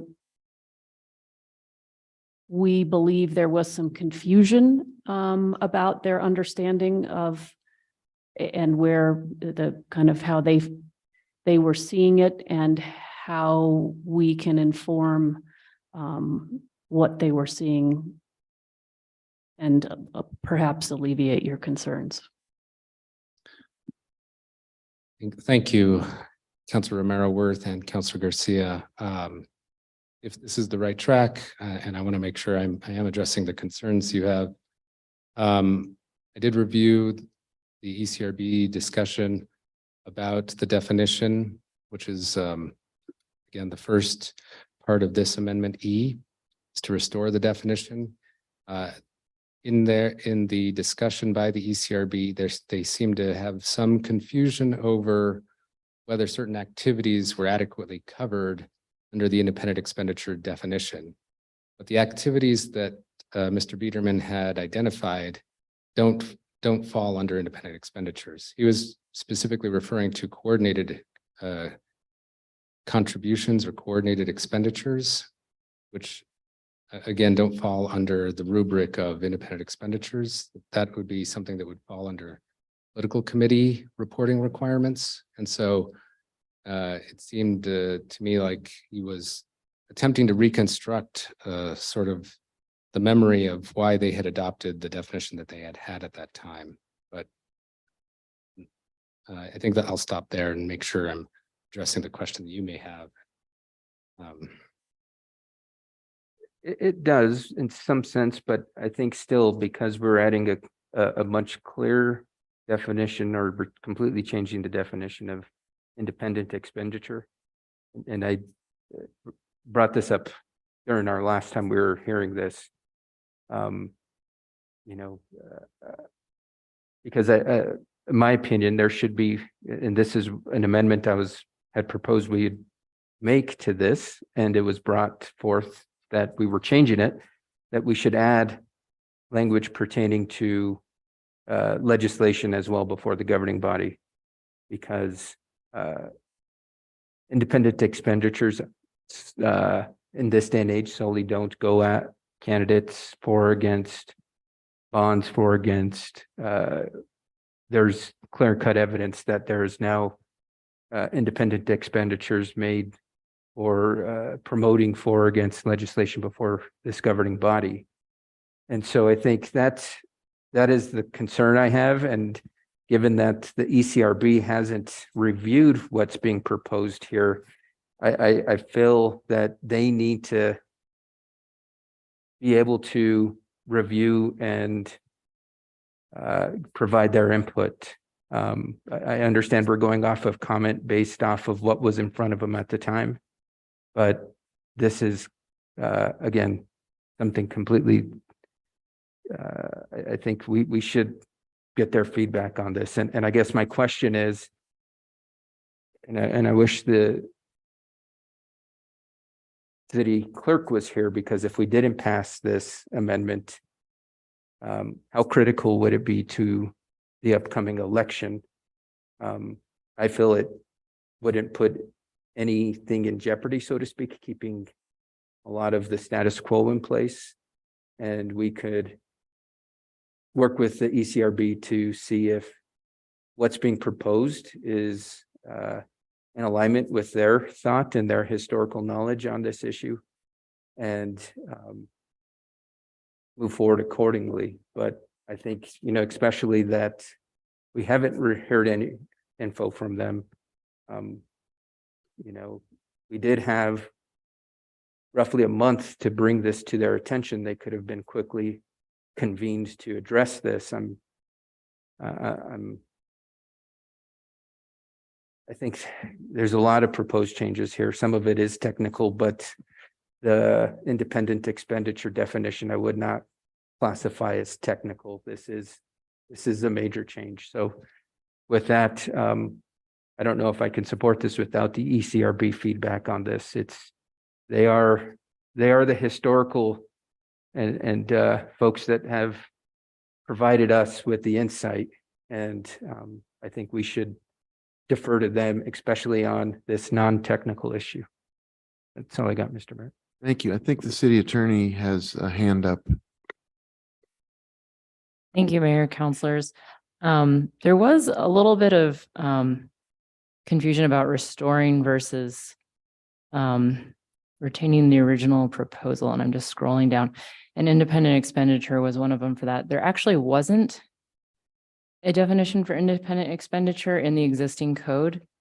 So when the amendment passed to restore it, what we did was delete the proposal. And then this new amendment says to put back the proposed language from the original bill. So there was a couple other definitions, and one was the contribution one where there was original language. And then the amendment said, go back to the original language, and Amendment E doesn't change that. What Amendment E does for this definition is just create a definition where there was not one previously. I don't know if that And helps her. is that, so that definition aligns us with state law? That's correct. The proposed definition, the one that was originally, that is in the bill, is the state law definition of independent expenditure. And we've also adopted this bill proposes to adopt state law modeled reporting requirement for independent expenditures, and it deletes the long narrative version of independent expenditures that currently exists in city code. So while the ECRB apparently didn't have a problem with adopting the standard itself, doesn't have a definition now to sort of explain what the metes and bounds of that standard or the term independent expenditure is. So that's why it would be difficult to adopt standard that the state employs, but not the definition. And I think why Jim Harrington of Common Cause was concerned that we were going to pass this bill without fixing this piece. And the city attorney, I think, has something else to add. Mayor Weber, Councilor Romero Worth, yes. I just wanted to, we had some trouble it was complex to depict these amendments. I guess I just want to point out on the red line on pages 13 to 14, and particularly on page 14, the red strikeout is also underlined. And that's because it was proposed new language in the original bill. And then Amendment A deleted the proposed new language. And Amendment E suggests re-adding the proposed new language that was originally proposed that does not exist in code. It restores what had been originally in the proposal. Other questions or comments? Councilor Rivera, you have the floor. I know Ms. Cardenas has been helping or really working on elections for a long time. Do you know the answer to the question? Would it delay us in any way? If you don't, that's fine, but. I would prefer to defer that to Got it. the city. Appreciate that. Thank you. Other questions or comments about the proposed amendment? We have currently the motion on the floor is to add this amendment. It is not to act on the overall motion. I apologize, Mr. Mayor. I wanted to also interject that the definition includes a timeline that is absent now in the sort of operative text. So an independent expenditure means an expenditure that refers to a clearly identified candidate or ballot question and is published and disseminated to the electorate in Santa Fe within 60 days before the election. Without this definition, that timeline doesn't apply. And as does neither do the other express parts of the definition. It would be an expenditure that is made by a person other than a candidate or campaign, not a coordinated expenditure made to pay for an advertisement that expressly advocates the election or defeat of an identifiable candidate. But without those elements, it's going to be the independent expenditure section becomes difficult, if not impossible, to enforce. And again, I think I gave clear direction both to Jim Harrington and to the city attorney's office that because the city clerk plans to do a more extensive rewrite of the code in the coming year, if this was not necessary, I did not want to do it for exactly the concerns that I believe Councilor Garcia is raising. But in particular, Mr. Harrington was adamant that if we don't do this, we are, for this election cycle, leaving our code very much flawed. Other questions or comments? I don't know how relevant this is, but the English teacher in me has a problem with 3A as it is written. Expressly advocates the election or defeat of a identifiable candidate. I would presume that ought to be an identifiable candidate, or the passage or defeat. It says or a identifiable question. I assume that means of an identifiable question. The amendment sheet, it's correct grammar. Okay. Yeah. It's in the red line, it's incorrect. So if it's good in the amendment, I'm good too. Any other comments or questions about the amendment as proposed? Let's call the roll on the proposed amendment to the main motion. Councilor Romero Worth, Yes. Councilwoman Villarreal, Abstain. Counselor Cassett, Yes. Counselor Chavez, Yes. Counselor Lee Garcia, Yes. Counselor Michael Garcia, Abstain. Counselor Lindell, Counselor Rivera, Yes. Mayor Weber. Yes. Motion passed. And now we have a main motion as amended. Is there a discussion of the main motion as amended? If not, let's call the roll on the main motion as amended.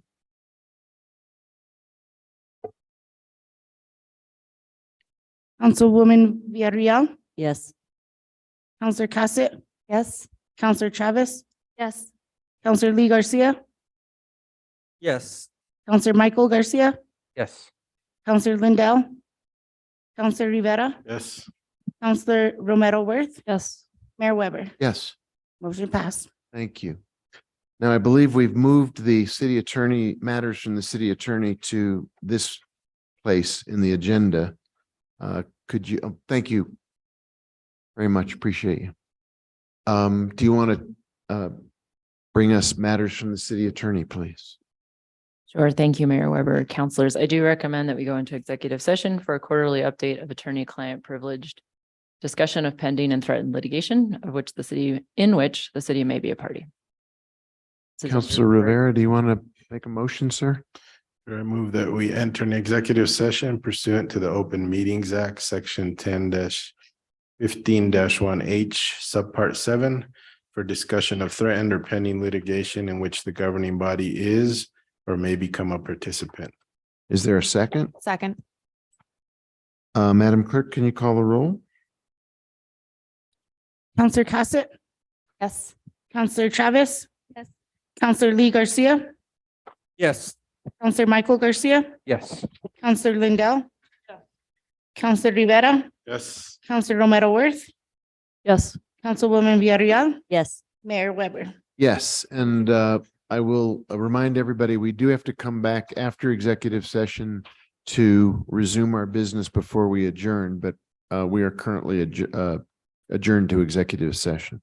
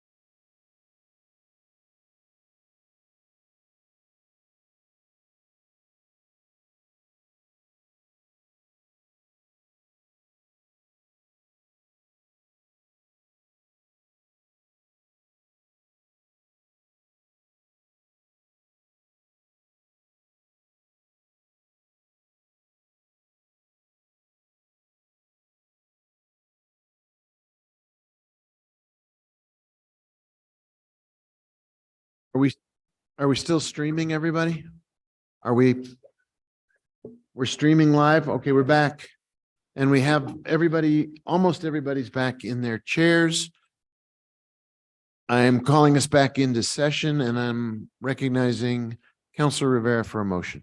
Thank you, Mayor. Pursuant to the Open Meetings Act, Section 10-15-1J, I move that the governing body reconvene in open session and state for the record that the matters discussed in the closed session were limited to those specified in the motion for closure.